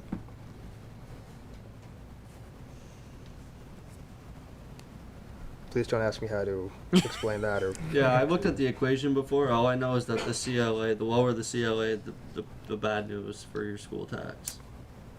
Sort of. The state had made some readjustments to their algorithm that are going to take effect this year, and This year. I think that's where the 75% is going to come into play instead of the 55%. I tried to understand it last year, and I was like, I'm good. Like school funding? Yeah, the Yeah. CLA Mm. deal with the school funding, and I was like, okay. Yep. But Back to the municipal capital plan, capital budget. Any other questions, comments? just for the committed future year for 26 for the public works, is any of that been in motion where we kind of know that we are roughly in the right number for what we're looking at for equipment and dump trucks? Or are we, I see the excavator there. I didn't know, excavator's a broad term when it comes to funding, and then with the plow trucks, that was gonna be the curiosity question that we talk about later with another business item, but with the rising price of steel and dump beds and plow equipment, I just wasn't sure if we made sure that we communicated with them that I think it was 213,000 there for public works truck You're talking projected for 26. fiscal It says 26, slated 100 for replacement. 135,000 for the excavator to replace the backhoe, and 203,000 for the truck 112. Yeah, Those two. I just didn't know if we were sure that was pretty accurate. As far as the projected costs. Yeah, I mean, Yeah. a 1-ton pickup truck cab and chassis with no plow on it, no bed on it is 56,000 now. So Dan, did you have I think you and Aaron had looked at this Aaron. fairly recently, but is that something you can Starting on respond new to? equipment. Yeah, I don't have any kind of specific comment for that particular dump truck or what add-ons might be or how large it might be or which part of the fleet it is. So I don't have that detail. We can double check on that. Okay. Yep. Thank you. I have a question. What's the difference between a sidewalk plow and a sidewalk snowplow? One plow snow. Isn't that? Oh, don't make me laugh. Oh, Where are you seeing? under the rolling reserve shortfall. Keep going. Well, actually, it's under both of them. Tell you the truth. Annual savings schedule, and it's got Yeah, sidewalk it's plow and yeah. it's got sidewalk snowplow, and I didn't. Probably no difference. We I can just check didn't on want to designate and have one of the plows be able to plow anything you want, while one of them's just focused on snow. Cause like one of them's One for winter, 43,500 one and for one's summer, yes. 15,833. So it's like, I was just curious. Sorry. That's Don't fair. Apologize. To Ethan's question, I believe Aaron worked with Dan over the last 6 months, and the numbers are based on inquiries of suppliers. Perfect. Any other questions or comments, or can I open it up to public comment? Kendall, you look like you have something. Yeah, I was just going to comment on the capital. We do 5 years. Do you have the ability to project out farther than that? Say 10, 15, 20 years? Project what though? Capital replacements based on this. The reason I'm asking is once it's fully funded and you have a full replacement schedule, you should be able to actually reduce your money coming in for your capital, because you'll be replacing your equipment and getting more trade-in for the equipment that you trade in. You'll have a more robust balance. You're going to have good interest money coming in too. So I would just be interested to see what a 10 to 20 year projection for capital would look like for needs. Yeah, so in the case of the public works schedule, so that's on page 77, that replacement schedule, you know, we have this schedule going out to fiscal 2041. So, you know, we're going out 15 years 15. in this example. Within this model, there's a 3% inflationary aspect to it on an annual basis. So as we replace one truck, then, you know, we're layering on inflationary costs there. You know, we're trying to, you know, as you suggest, I mean, we are replacing them more quickly. We have a 10% assumption in here for trade-in values. Yeah. Maybe we could realize more with a shorter 8-year lifespan if we're following those warranties and those suggested useful lives. So, you know, we kind of have 10% as that number. Could it be higher in the future? Potentially, because if we're seeding trucks that are, you know, have better replacement values, then we're going to benefit from it on the other side as well. But, you know, just as a basic assumption in these models, it's a 10% trade-in value and 3% inflation for outgoing trucks. Okay. Yeah, mostly just curious. Good question. Thank you. Mm-hmm. So not seeing any hands or faces that look like they want to ask questions, I will turn it over to members of the public who want to comment, ask questions about the capital budget 5-year plan. Anybody in the room? Don't see any hands online, so I will bring it back to the board. So if Kendall? we approve this, we can't change it until next year? Is that the way that works? More or less? Pretty much. We, so I think last year we had a public hearing and we approved it at the end of January. Years before that, we would have the public hearing, the first meeting in February. Part of the goal of doing it that way is that we always include the capital plan in the annual report. So we need to have it approved by the beginning of February to get it into the annual report. That is what voters don't approve the capital plan or vote on it. That's a select board thing, but that is how you present it to the voters, present it to the public. And my recommendations would be that you kind of stick with that. If there's something wildly out of the ordinary that happens in the middle of the year, then we could always come back and revisit it. But because it's a long-term plan, you're probably able to, you know, take that into account and note it for next year's capital plan. Did you have something in mind? Well, I was just, if we do end up increasing the capital tax and that goes up, we don't have to redo the numbers that we get for revenue and stuff? Oh, that's a good question. We would. I would think yeah. it would. So yeah, there would have to be adjustments. As we've mentioned before, all the revenues in here for capital tax are based on the 3-cent rate, fiscal year 26 pre-reappraisal, and then fiscal year 27 through 30 after the expected results of reappraisal. So yeah, so, you know, whether we go to 5 cents at that point would definitely have an impact on that. Yeah.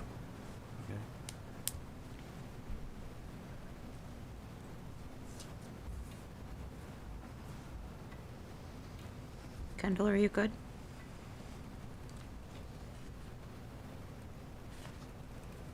I just wish there were more residents that realize. I mean, I've spent a lot of time talking about the capital, but I got to tell you, Essex is in the top 10%. You guys, you just don't realize how much money you save when you can go buy a $200,000 truck. You save, it's incredible, and you look at the numbers. It's like we're very lucky. Kudos to the boards that we follow. So I will note that business item 7D and E are just discussion. The actual potential adoption comes under F and G. So if there is no further discussion on the capital budget and the 5-year plan, I'm going to transition to business item E, which is the municipal budget.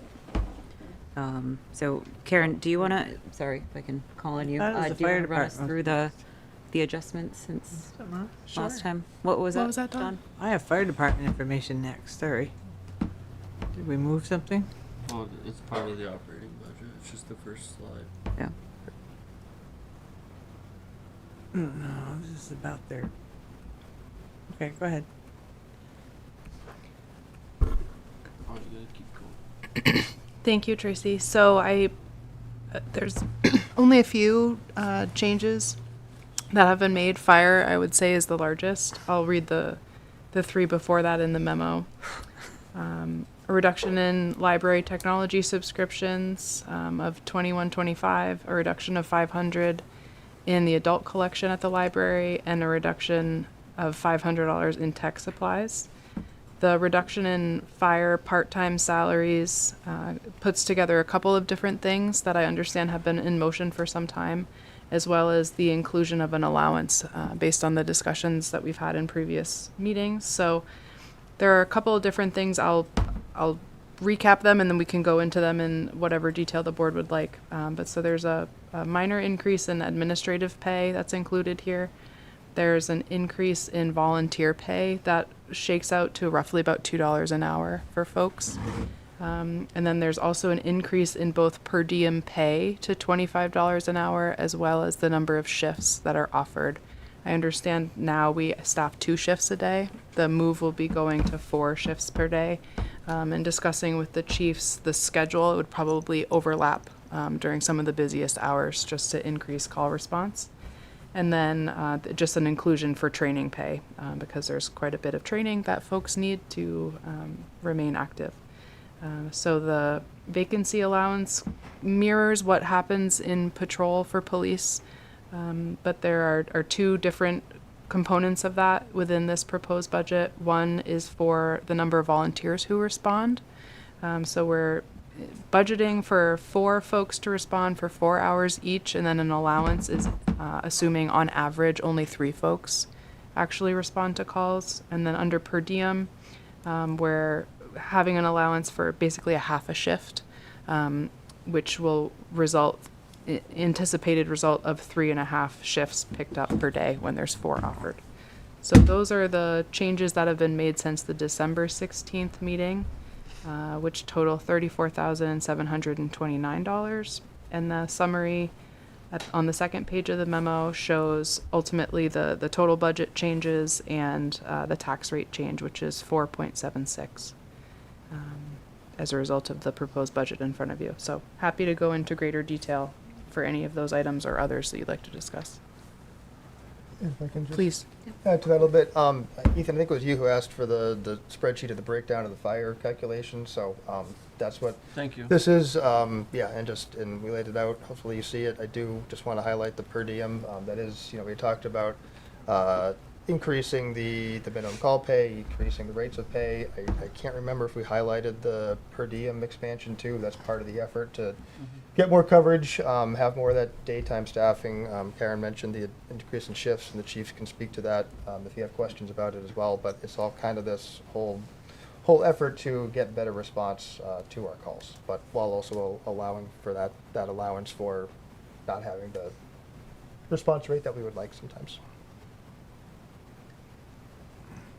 But hoping that we get it and we can Yes. fund it. Yes.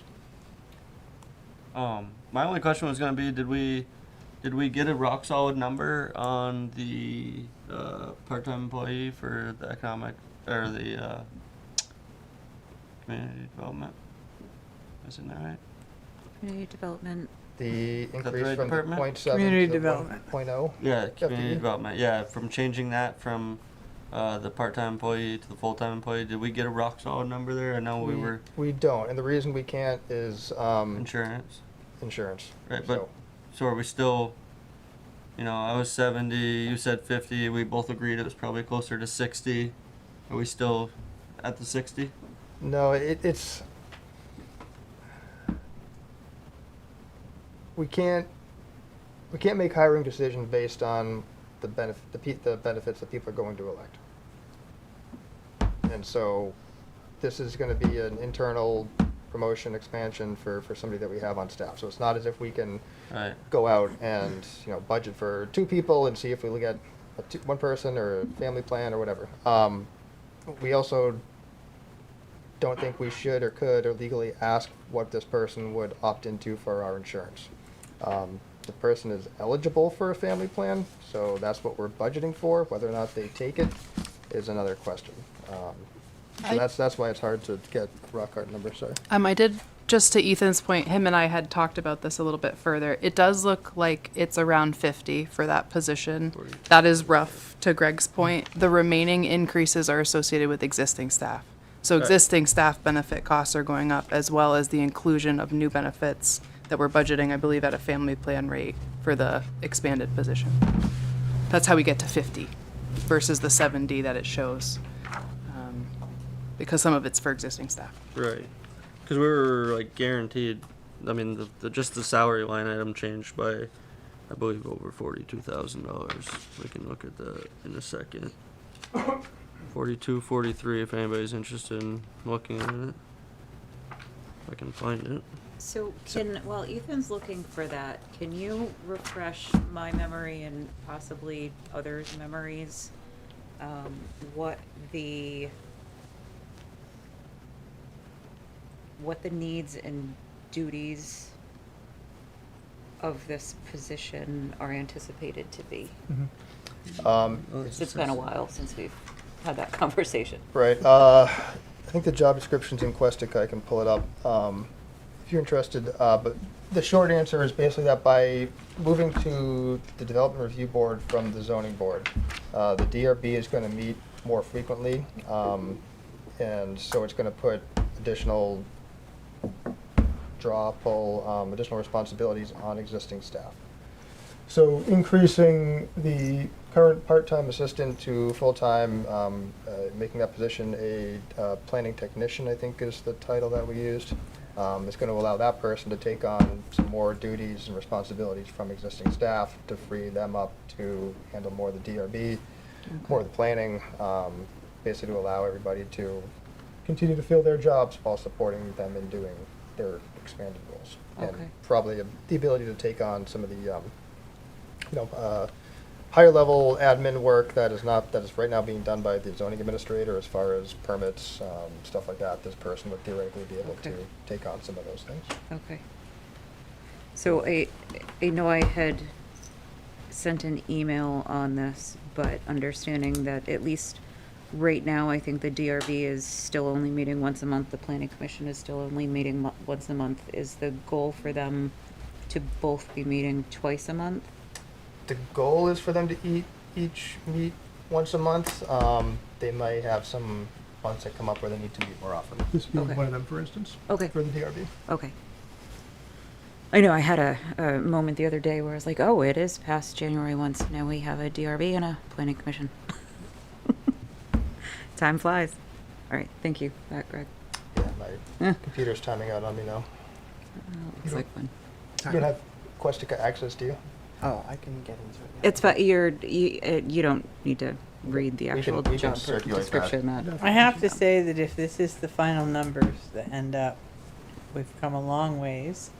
I appreciate the hard work to get to the total budget numbers and the tax rate numbers, and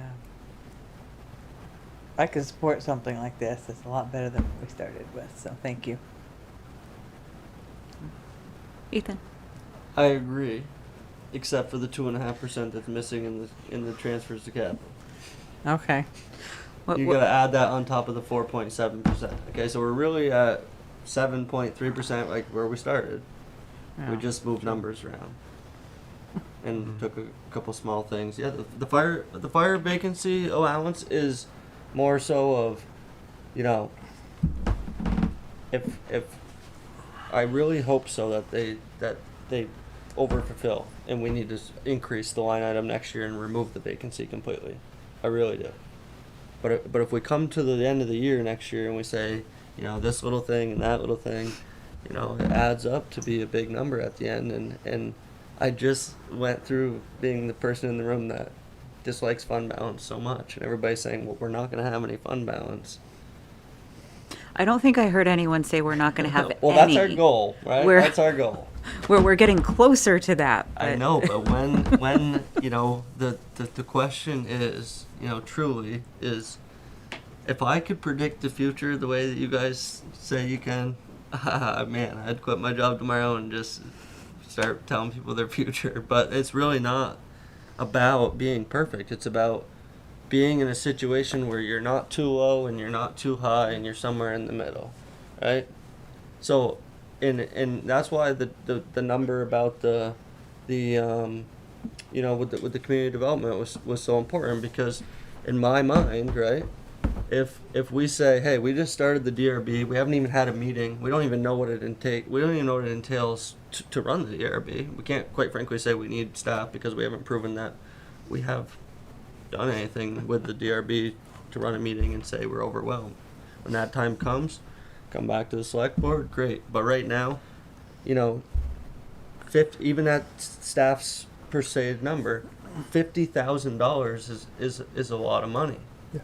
So if that $50,000 was saved this year, and we put $50,000 back into transfers to capital and kept the tax rate at the 4.97 that you guys said, now we might only be short 2% next year, or we remove the position completely. And a couple other things, you know, there's little small things that you can do to alter the numbers that don't shoot yourself in the foot for the forthcoming year.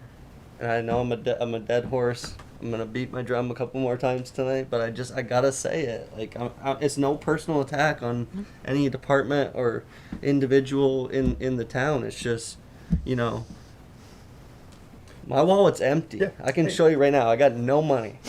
Right? There's a lot of people in this town that are hurting, and I know a lot of the seniors who, you know, the Social Security is not going up every year. You know. But not to mention, you know, we're only the municipal side of a town that pays a grand scale on educational taxes. So I'm just trying to do my best to feel for everybody, and I don't need anybody to try and change my mind. I understand all of your points and your information. I just think it's important that we make some sacrifices to get by and see what we truly need. So. Yeah. Good comments. Thank you. A few things. You mentioned, you know, what's the range? What's the range we should be in? Jumping back to the fund balance for a little bit, we spent 98.5% of the budget last year. Forget the revenue component of it, but we spent 98.5% of what we had budgeted to spend. So this is kind of a rhetorical question, but that range of good enough, what is it for the board? You know, are you hoping that we get within, you know, 0.5% of what we budget, good or bad? Are we hoping we get within 2%, good or bad? In my mind, to budget 18 months out and to come in at 98.5% of what we had budgeted for our spending, to me, that's pretty good. And I think that gets to your point and Tracy's point earlier about budgeting is hard. It's, you know, we are projecting 18 months out. We don't know what the gas prices are going to do. We don't know who's going to take a job or leave a job or what their benefits are going to be.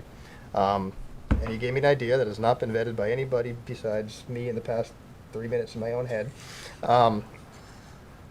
It's a guesstimate. When you get down to it, we do as best as we can as far as the historical averages and the people we're going to hire. A lot of it is, and I hear the need, and I live in town too. I pay these taxes too. It's, you know, we're also trying to respond to what we hear from you, what we hear from the public about the desires they want and the service levels they want, and then it's, you know, we try to find that balance. This is my crazy idea. The ComDev position, which I really think is important, and that's the result of changes that have been made by our voters to go to the DRB. Do we budget that at a 2-person plan? It's going to save $10,000 or $12,000. It's kind of like a vacancy allowance where you might go above that if that person opts into a family plan, or God forbid that person leaves and we hire a new person at a family plan. We're going to be spending more than we budgeted. If that person opts out or a new person comes in and opts into a single plan or opts out of a plan, we're going to be spending less than what's there. So that's where we're doing the best guess we can. I shouldn't say guess, best estimate that we have. At the end of the day, we can put a number in there, and it's going to get us to amount that we have to raise by taxes, and then at the end of the year, we might come in above or below that, and hopefully it would send in a couple of percentage points. Back to where I started, where you started. You know, what's that acceptable range that we're trying to target? That's my last idea at the moment of how to adjust the budget. Yeah, I'll just offer. I'm not sure we're saying we can predict the future. We just have to. No, I get it. I get it. Yeah. You know? Yeah. It's in the other duties as assigned. Right. If we could really predict the future, we'd probably be winning the lottery or something, Yeah, be a lot richer. taking stock. Yeah. So Greg kind of threw out an idea there. Is that something that we want to? I think we have to go down to our next item. Yeah, we're just discussing it. We're not approving anything. So. Can I ask our finance director if he's Yeah. comfortable with that? Yeah. idea? Are you comfortable with that approach, Dan? Yeah, that's So what fine. was the Yeah. To lower the health insurance? So we've currently Lower the we've position currently back to part-time? budgeted that. Typically, and I forget who said it earlier.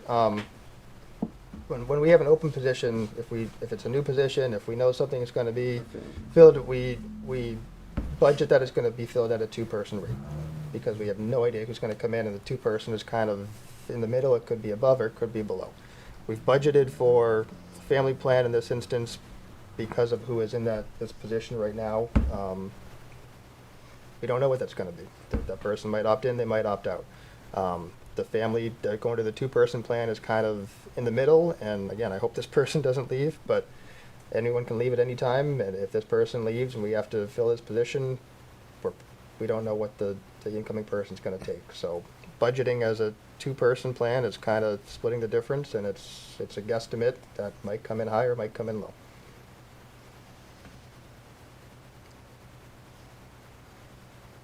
And it's probably $12,000, I think. Yeah, I'm all good on that. I wouldn't play with that at all. My proposal is to not fund the position as a full-time position, but I wouldn't play the insurance game, because I think if you budget on a single, if you budget everything on a single, you'll be pretty close, just because of the people that opt out and the people that take the family plan. So, I mean, from what we've seen, what the questions I've asked, that majority rules. But I'm good. We're good. I was confused as to what I thought. I didn't know we were talking just about the health insurance. I don't think that's a good idea. So any other discussions, questions, clarifications? Because after this, we're kind of going into the consider adopting, which comes with everything that comes along with motions and adoption. Mm-hmm. So any final thoughts before we enter into that frontier? I guess I would make a plug that since we're below 5%, that I'm just concerned that we are reducing the library again. They are one of the lowest funded libraries in the county. That was one comment I was going to make. I was also going to make the comment, thinking ahead, that I'd really like to see maybe the fire department and the EMTs can start thinking about where they're headed in the future. Only because I see them becoming unaffordable, like health insurance and stuff like that. They're kind of at a victim now of what's happening. They're really transitioning more into a rescue than fire, without being able to access any revenue. So I would just note that that's going to be an issue in the future. The costs aren't going to stop. So.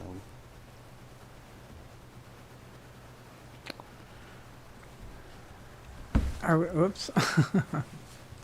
Hi there. If I might, what we're doing is nationwide. The fire service in general has had to make that change. We're an all hazards service. When someone calls and needs help, the fire department goes. It doesn't matter what the reason is, we go. Essex Rescue continues to struggle for service. Right now they're back down to 1 truck on the road, and that truck is on the road 3,500 calls a year, and many of them are not in Essex. So that patient is now waiting minutes and minutes and minutes. We're waiting for Richmond, we're waiting for Colchester, we're waiting for Milton to get here. That takes many, many minutes. Our call volume for 2024 was 2,026 calls. In the first 6 days, as of just a few minutes ago, in 2026, we've already answered 47 calls. We have 22 volunteers and 9 per diems. We're exhausted. We don't want to go to more calls, but we don't have a choice. We're a licensed first response agency. By state rule, we have to be available to go 24/7, 365. We need help. Yeah. The cost that you're talking about, that we keep, that you're saying we're getting more and more expensive, we're not employees. Our per diem people are considered employees because they're per diem, but the rest of us get stipends. By law or by rule, whatever, we're not considered part-time employees. We're not considered, we don't have any full-time staff. We're tired. Yeah. We You know, need help. my comment is not meant as a critique. It's more of it, as you say, it's happening nationwide, but you can see that it's happening to the fire department because you're not getting the people to fight the fires because they're EMTs, and there's just seems to be a disconnect. So I would just bring that up. It's not a critique, but maybe by just talking about it, something can be done. But that's it. We're with you. We're having that discussion even at the state level. The state of Vermont right now is beginning to undertake a statewide survey for EMS coverage. I just got a letter in the mail today asking us to give them call statistics of everything we go to, anytime we're canceled, what the calls are, what our coverage area is. Every EMS agency in Vermont's getting one of these, and it's being done. I don't know what the outcome of that's going to be, but we're not alone in this state either. You read publications of what every other state's doing, and we're all in the same position. There is no area anywhere in this country that's flush with help or is having an easy time with emergency medical service or fire protection. Our statistics say that we're on par, we're a little above the state average in our medical calls versus fire, but we're on par with the national average. But we're with you. Something has to get done. And I don't think it's anything that any local one government can do. Thank you. Yep. Thanks, Chief. At this time, can I make the motion that the select board adopt the fiscal year 2026 general fund budget and warn public hearings for fiscal year 2026 general fund budget, I hope I have this right, in the amount of $16,531,276 to be held January 27th, 2025. Is that the right number? Yes. Okay. Second. Thank you, Andy. I was just going to point out that we've now transitioned into business item 7F with that. That's what you wanted, Tracy. I'm sorry. Yep. No. That's fine. It's exactly what I was going to do anyway. So thank you. Thank you, Don. Thank you, Andy. Is there any board discussion on the motion? Seeing none, since question. Yep. I mean, Go ahead. We're not gonna discuss any budget changes. We're just gonna have a discussion about what was presented in the previous business item and skip forward to just approving the budget without talking about it. Well, no, then after you have your public hearing, then you come back and review it. Yeah. Right? Yeah, we can still make changes. So now's the time to go to the newspaper and write an article to the letter to the editor. You can. I would Got say if you Okay, just checking. if I you want to wa- make if sure you want to I make had the right changes time to the budget that you get that present ahead to the in voters, it's advance. easier to do it now rather than after the public hearing. Right. Right. It's easier to get the public here to express their beliefs. Mm-hmm. Yep. Got it. I'm on it. Okay. Okay.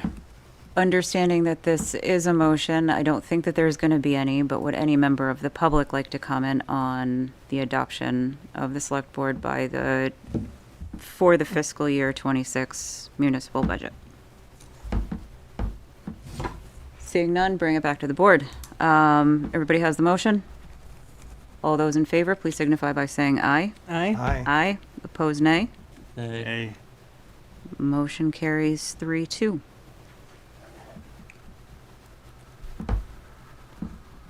And that is item F. Business item 7G, consider adopting fiscal year 26 capital budget and warning public hearing.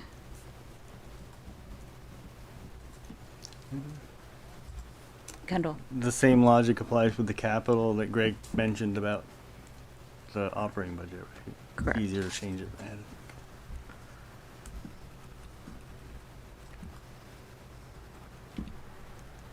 it.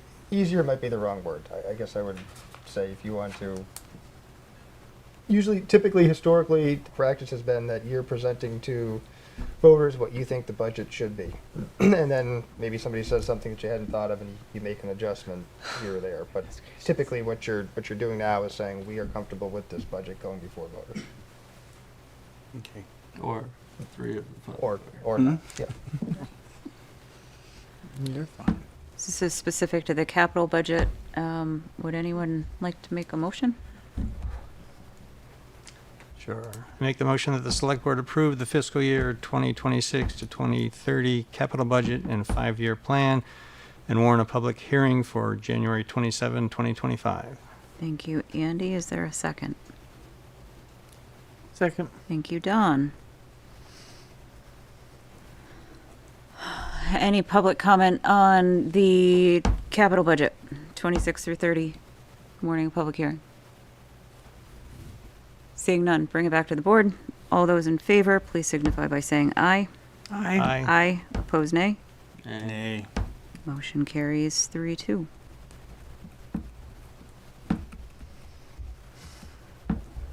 Which brings us to consider appointing 2 select board members to meet with 2 Essex Junction city councilors about the future of management of the Tree Farm recreational facility. Greg, do you want to give some background on this one? We kind of touched on it last time, but. Yep, I mentioned it. Thank you, Chiefs. Thanks, I believe, guys. at the end of your last meeting, but Thank the you. city council is also interested in extending a lease to the tree farm, as you have already voted to do. I think it was back in November. They would like to have a couple of city councilors. They've nominated Raj Chawla, the president, and Marcus Serta, the vice president. Actually, I'm not sure he's the vice president, but Marcus and Dan. Raj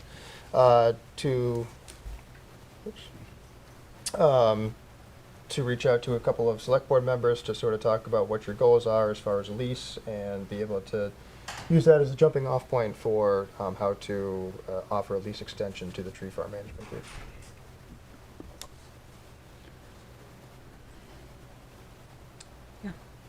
So the question before us is to meet with those 2 city councilors.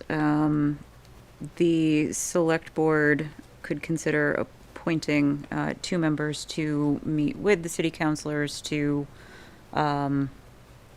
discuss, come up with a plan. I would believe that we would want those 2 to come back, report back on what happened in that working group, for the full select board to be informed and take action.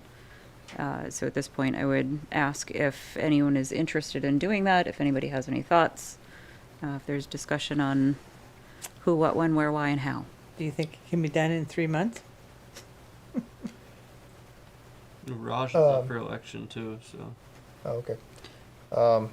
Good to know. I think, I mean, I guess you can handle it a few ways. I would think you take them up on your offer. My recommendation would be you take them up on their offer for at least 1 meeting, and maybe that's all you need. If it becomes more than that, I had sort of always envisioned, and I think you had made in your motion, authorize staff to negotiate a lease and then bring it back to you. So I could certainly see sitting down with the 2 city councilors and then reporting back to the full select board and asking staff on both sides to go and negotiate a lease. That said, maybe you'll sit down and you'll want to handle the whole thing yourselves and work directly with the tree farm management group. And Well, if you read the I don't know Essex how long Reporter, that- their whole plan is in the Essex Reporter this week, so. I would volunteer to do that if as long as, like I said, oh, I've I will be sorry. leaving in March, so, but I'm more than happy to do it now. I'm also interested. Okay. I don't know what their timeline and all of that good stuff is. I got another year, so. I'm not sure. But I know Raj is up for election, so I imagine that they want to do it before April. Yeah. So Ethan Actually, I and think they're further. John are interested. Are others interested, or do we want to make a motion? Do we want to? I'm fine with informal working group go have the discussion, come back, keep us informed, and then just decide on an as-needed basis based on how those working groups move forward. But it's not Well, just about and I me, would so I want to assume make sure that- that others are on the same page. You've already had your discussion with your counterpart. She really knows what we were looking for anyway, right? Would she have given that to the council already? Yeah. Yes. Okay, thanks. So we can just go there and tell them the same thing. See if they Um, listen. Yeah, I think it's worth, if it ends up being the two of you, whichever two step forward to touch base with staff, we can give you some background and, before you meet with the counselors. I'm good with doing it on a consensus basis rather than a formal appointment. Okay. If there's no objection, go ahead and do your informal thing. I'll bring back the tea. Stop. And with that consensus, this brings us to the item moved down from the consent agenda. Consider approval of purchase of replacement vehicle for Parks and Rec Truck 34. Kendall, I'll go ahead and turn it over to you. You asked for it to be pulled. Yeah, so I just had some questions that I sent to staff, and they answered most of them. But with that expensive of vehicle, I think it's a good idea to bring it up as a individual item. And I am curious if there was any kind of an analysis done as to the needs for the department, and does that specifically meet all the needs of the department in the best way? That's all. I will answer by saying it's replacing a vehicle with pretty much the same type of vehicle. Yeah. So some background, which I gave to Kendall earlier today. You might remember back in May, Public Works had a vehicle that was due for replacement, truck just like this. They went out to bid. They got some quotes, came back to you, you approved it. As part of those getting of their bids and their quotes, they were also asking about this vehicle for Public Works, or excuse me, for Parks and Rec. Bringing it back to you, I think fell through the cracks. We had some staffing transitions and new Parks and Rec director, and I think the outgoing director was involved with getting the quotes, and then we missed it. So I apologize for that.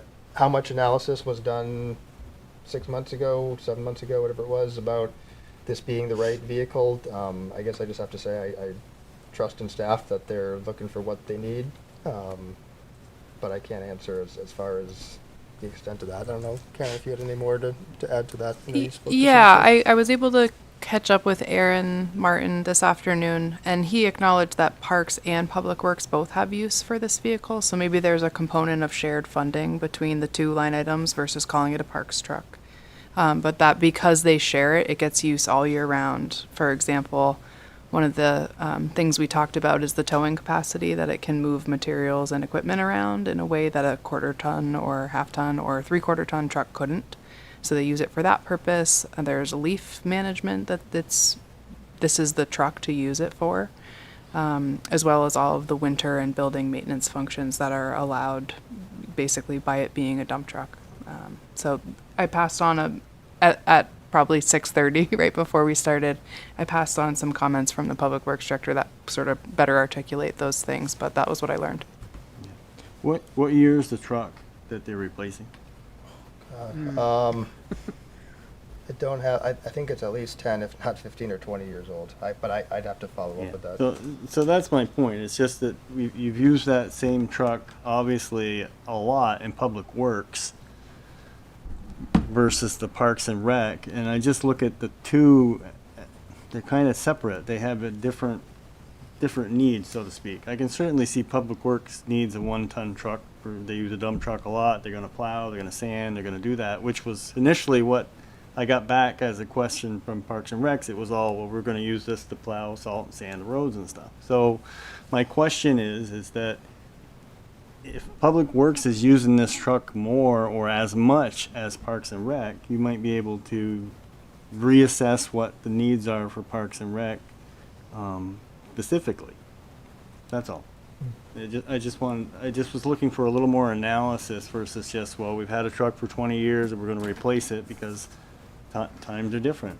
Diesel's expensive, it's just every times are different, that's all. So, I thought it was worth bringing to the board to at least have the opinion known. Ethan? Yeah, I was just gonna share a little bit of my observations, but correct me if I'm wrong, Greg, but I think that the Parks and Rec just helps so much in the wintertime with Public Works that it doesn't really matter which truck they use, because some days you see a blue truck plowing the library, some days it's a red truck, some days there's a blue truck mowing the lawn, some days it's a red truck. You know, there's a lot of sharing there, but I wasn't even gonna bring this up, so Kendall pulled it off, so now I gotta say it, but I did look at it earlier, and I'm like, okay, there's no year, there's no mileage, there's no cost to the repair.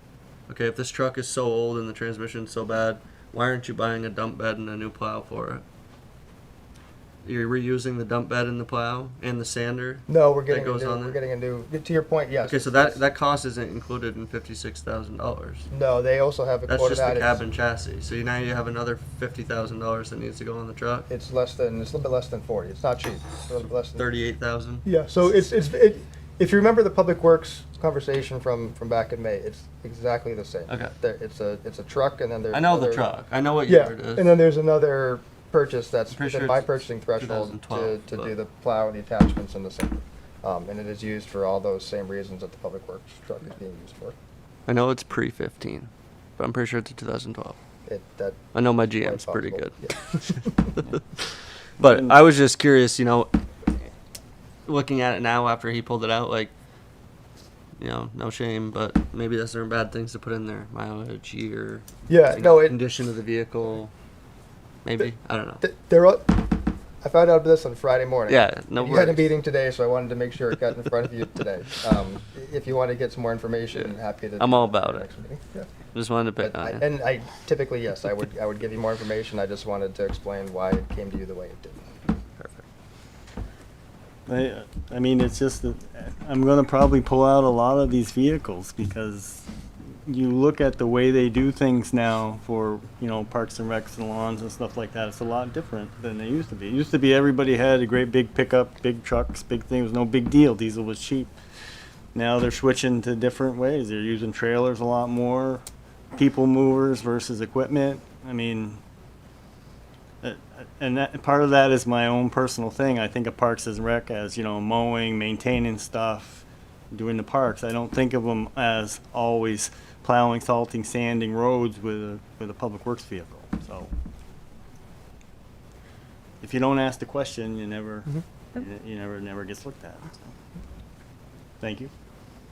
So are folks comfortable moving forward with this, or do you want more information brought back to us? Well, it would be nice to have the total cost in there, but I would make the motion that we approve the Okay, purchase. so I'll second that.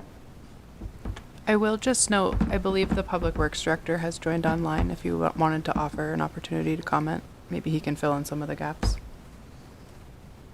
Aaron, have you heard the discussion? You're muted.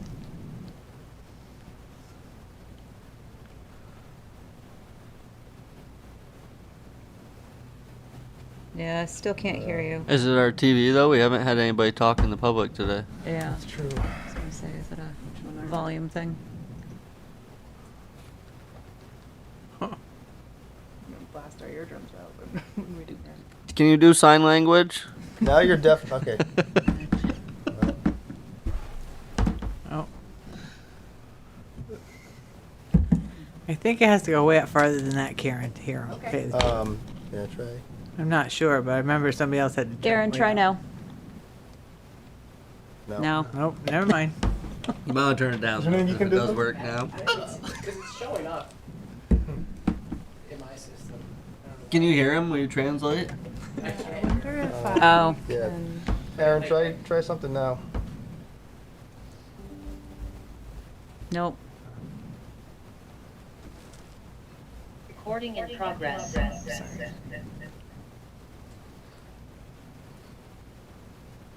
Once more.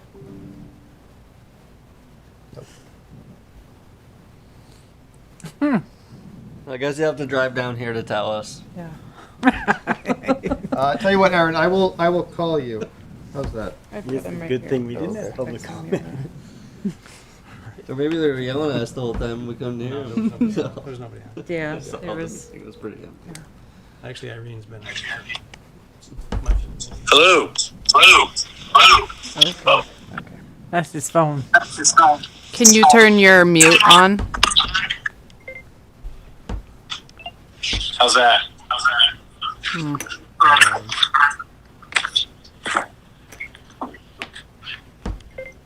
Oh, he has to be. That's right. He has to be. Yeah, All right. Yeah. Just to add to the discussion, Okay. it's important to realize that Parks and Rec, Kenny Booker specifically, has been our foreman now for many years, and he has supplemented and backed up Public Works in plowing out a lot of our buildings. In addition to Indian Brook Park and other areas, our Parks and Rec, some of the paths around town, Essex Way. So the truck is used in a snow removal operations capacity for about half of its time during the year, but the other half it is used for maintenance of the parks.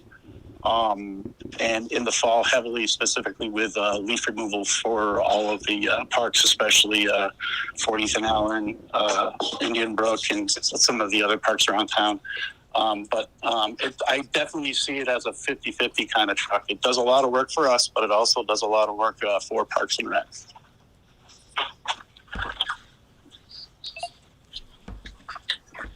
The hell? I heard most of it. Okay. It's 50-50. He said that's 50-50 on there.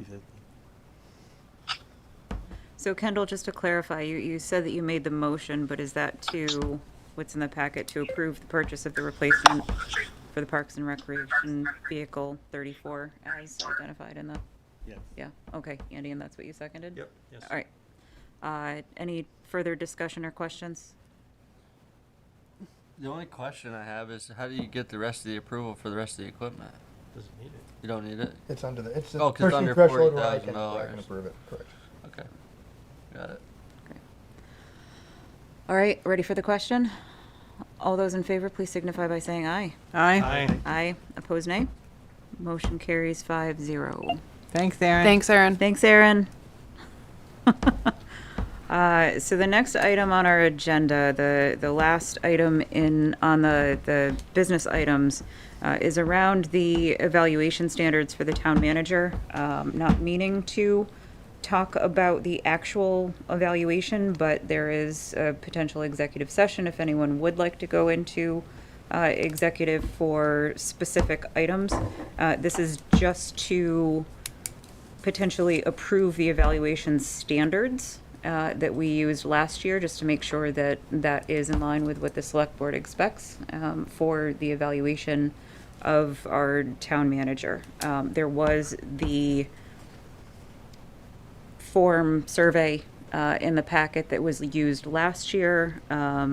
Greg, you had one change that you were requesting in order to, instead of 0, 1, 2, 3, to allow for scoring on quarter point intervals. So instead of having to do a 2 or a 3, you know how close you are, and we know how close Greg is between that 2 and a 3 in that instance. So I would offer that for your consideration. And just the reason I've asked for that is I tried to align, my evaluation is different from staff evaluation, but how that translates into a merit increase as the same corresponding value. And so when we do staff evaluations, they can get scored on quarter point intervals, not just that 0, 1, 2, or 3. So I'm just asking to align with the rest of staff. That makes sense. Ethan? So is that like a quarter, 50, 3/4? Yeah. So if I I'm just want to make sure it wasn't like if I'm misunderstanding. between satisfactory and good, you don't have to choose between 1 or 2. You could give a 1.5. Okay. Or I could give a 1 3/4. Yes. Yep. Exactly. I if I remember, my brain doesn't always work. Some of those questions are pretty repetitive, or so at least some of the ones that we got didn't really apply to us. I'd like more of a ability to write out just our feelings of, instead of. I mean, they ask questions that we don't always observe in when we're. I don't know, Greg that conducts his staff meetings fine. We're not in on that. It was stuff like that made no sense to ask the select board. Whereas, does Greg interact with the public? Yes, we see that, but we don't see how he interacts with his staff. It's just. I treat them horribly. Well, we do see it though. We see it here. But not all the staff. We see the ones that come here. Right. We don't see it everywhere. It's just, does that make sense to you? It's just there was a lot of some of the questions that the board got asked, our opinion on is stuff we don't even see happening. Right. Yeah. Not directly, but I think if, I just pulled up the evaluations. Is the manager able to propose and get enthusiastic responses to new ideas, inventive solutions, and need for reorganizations? Like, if we task Greg with something, Greg goes and does that work. Well, we don't directly see that when staff come to present to us. I mean, it is reflected. It's just that we don't see that interaction directly. You also, as Sorry. part of the evaluation, there's department heads have a chance to weigh in and evaluate me. Right, and It's- which is good. I'm just some of the select board section. I don't know. I was going to suggest if there's a question or two to ask department heads that might give you better insight to better answer that question. Isn't there something we like can 5 consider. lines at the end too, where you just fill in the blank? Yeah. I Okay. remember that because I didn't know what to write. I was like, Yeah, there's Yeah. 5 open. I like Greg's Alright. beard. Oh, please Every stop. section, every section has a comment section too. You can comment on every section Yep. as well. I remember having to write a couple of answers at the end.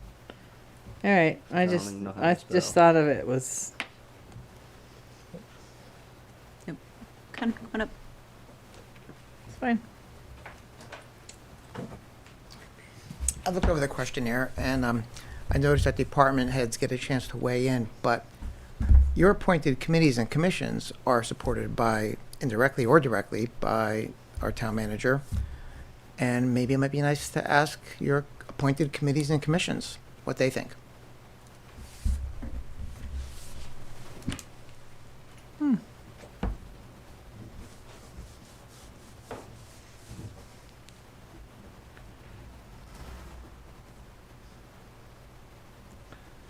Gives you more input.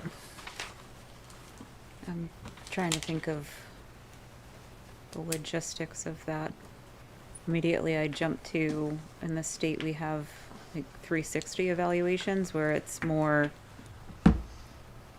informal asking for input and it gets incorporated but not Well, if you direct. give each chair a copy of it and let them take it back to their committee and let the whole committee fill it out, you've got it covered. I wouldn't want individual I would want it as a complete group effort, not just a. Ethan? I have a question. Aren't we approaching the 12-month of the end of the contract No. this coming spring? No, I'm in the first 6 months of a new contract. A new one started on July 1st. Okay. Oh yeah, that's right, because you're July to July. Yep. And I Okay. think for a little bit more context, what we also did change the contract a little bit to have this seated board to finalize this evaluation by March so that, Right. we Agree. can follow up and Agree. there's by the last quarter of the fiscal year, there's a clause in there, it's escaping me. There's 2 different components where I can get evaluated and has a financial component to it. One is the annual evaluation, which covers what you have here. There's also a clause where I'm eligible to request a bonus in the first quarter of the fiscal year, and that is based on the goals that we agree upon earlier in the year. So that's kind of when you set your annual work plan in May. That's my performance on that, and just accomplishing those goals is a separate decision point, which does not necessarily align with the board that set those goals. Actually, no, I take that back. It does. It does. And this keeps us on track for finalizing the evaluation. So Yeah, this no, I board was just can thinking in take my head action. beyond the evaluation. I was just thinking that we did that a long time ago and it was coming near the end and we didn't want to forget that we had the requirement in the agreement. But I guess that was last year and Yeah, we did the I just contract don't last know where year, it's yeah. been for a while. It throws me off with the July thing though, because I'm thinking January, right? Yep. That would I have started been a at whole the end of year. February. So. And I'm wrong.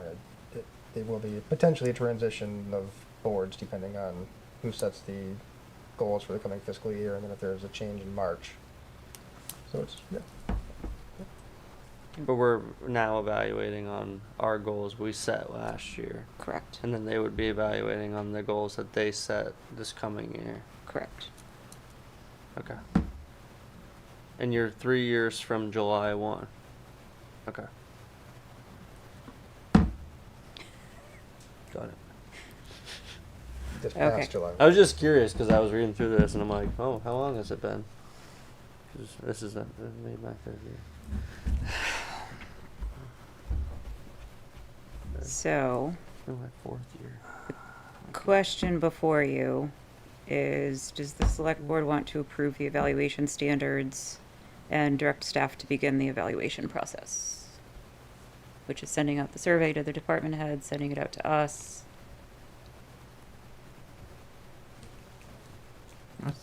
Yes. And if you would like to do that, please make a motion. I make the motion. Where's the motion? I didn't see it. That's why I didn't say a word. I've got it. Okay. I make the motion that the select board approve the evaluation standards for the town manager and direct staff to begin the evaluation process for the manager. Thank you. Andy, is there a second? Second. Thank you, Don. Can I ask a clarifying question? Yes. With or without changes? That what? Changes. So the Oh. changes to the quarter point, the changes Oh. that were in the Oh, with evaluation. changes. With changes? Yes, with changes to include the quarter point grading system or whatever. Don, was that your Mhm. intent? Yep. Okay. So motion has been made and seconded. What? Yeah. That's why I write it down. AD. Andy Don. Does anybody want to use the penny system to show him how close he really is? You know, if it's 99 or 98. Ian, you are awful. Okay, so motion has been made and seconded. Any further discussion? Seeing none, all those in favor, please signify by saying aye. Aye. Aye. Opposed, nay. Motion carries 5-0. That brings us to the end of our business portion of our agenda. On to the reading file. Congratulations to the tier management group for getting their 501 status back. That's a great thing. Yes, yes, indeed. Indeed. So I would like to congratulate Ian Carroll on being the new chair of the DRB, and Sharon Zukowski is the vice chair. Yes. They did have their first meeting, so they're underway. Congratulations. Did you want to mention coffee with committees? Yes, thank you. I was going to do it earlier, but there were too many people here and it was technically business, so I didn't want to go there. This coming Saturday is the second Saturday of the month. Therefore, we have coffee with committees, 10 to 12 at Uncommon. I am planning on being there. Wanted to open it up for anyone else who wishes to participate. Don't need an answer now. You can call me, text me, or send me an email. I just want to make sure that we don't have a quorum present on Saturday.